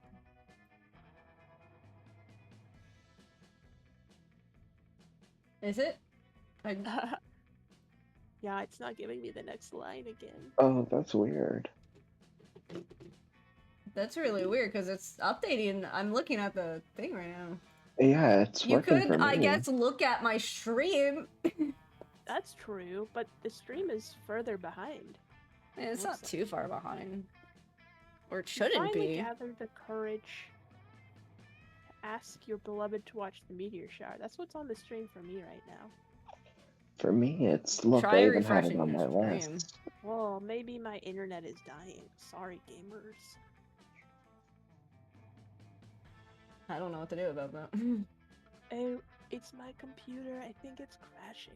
Oh, no. Well. 1 second. I'm gonna restart. I'll be right back. Don't kiss Okay. my wife. Okay. I'm gonna make out with her. No.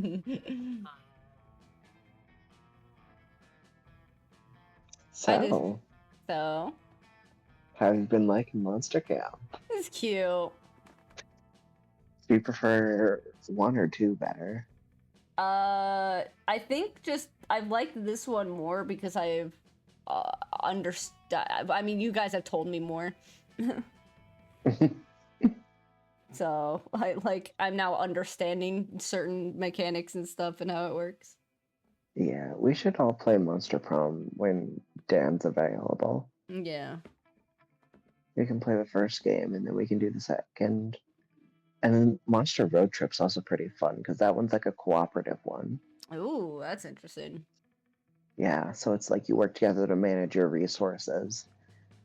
And if any of your resources drop too low, you lose. Oh, that's Hello. wild. Welcome back. Hello. Sorry, every once in a while my computer just hates me, I guess. Yeah, my computer did that at the beginning of stream, so I get it. Look, I even had it on my list. Almost forgot. Good catch, Kel. I'm glad I have you around. Let's check Summer Fling off my list together. You're my best summer. The last day of camp was awesome. Dahlia designed a sexy weightlifting regimen to get it together. Focused a lot on strengthening the glutes and pelvis. Hey yo. Today is the day. I die. Today you die. God. Hey, Stone. We both know what happens now. Are you ready? As ready as you'll ever be.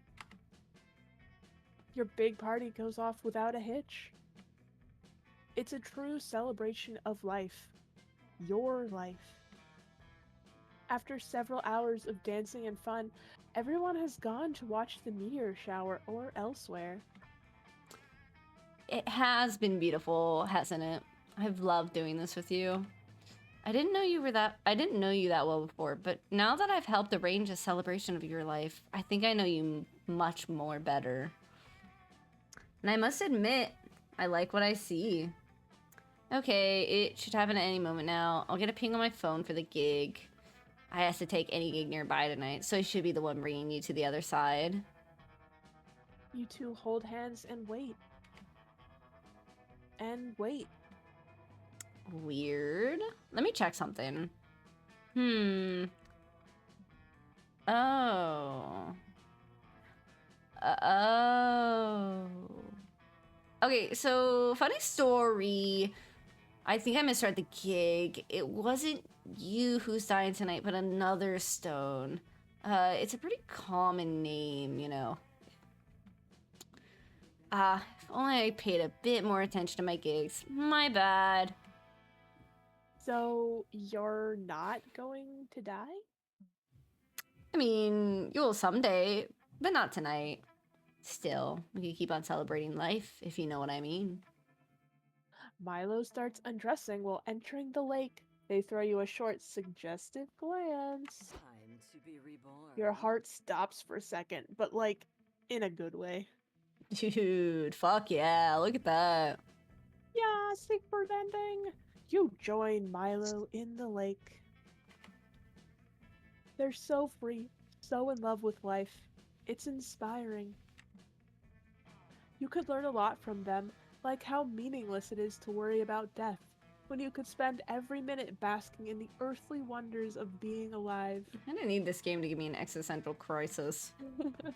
And that night, you celebrate life in a feast of flesh and desire. Yeah.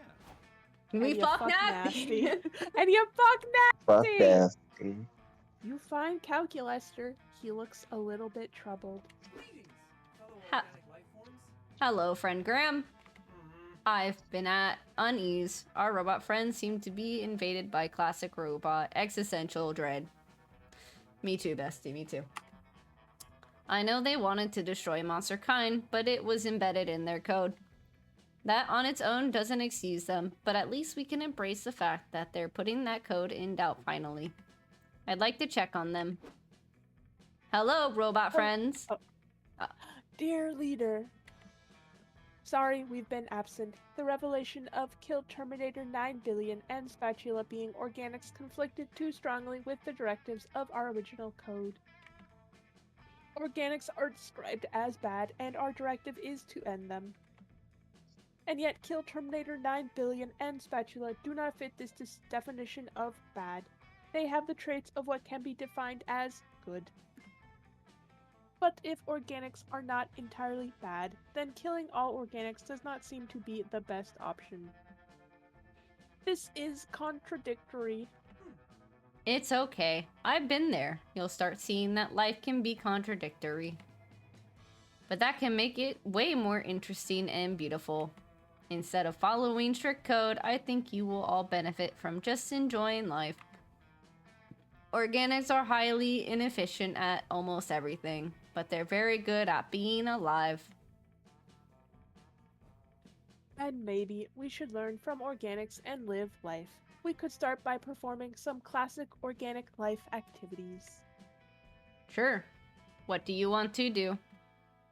Let us collectively search the internet. Researching.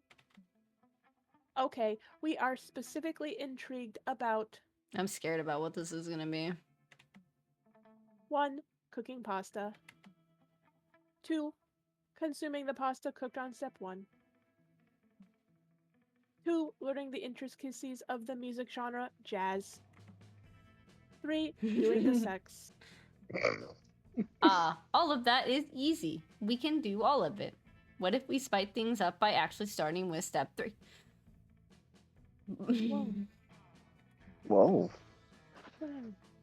Oh, going out of order. That is highly chaotic and intriguing indeed. Yes, let's do the sex. But how? I think Graham would be happy to teach all of you how to do the sex.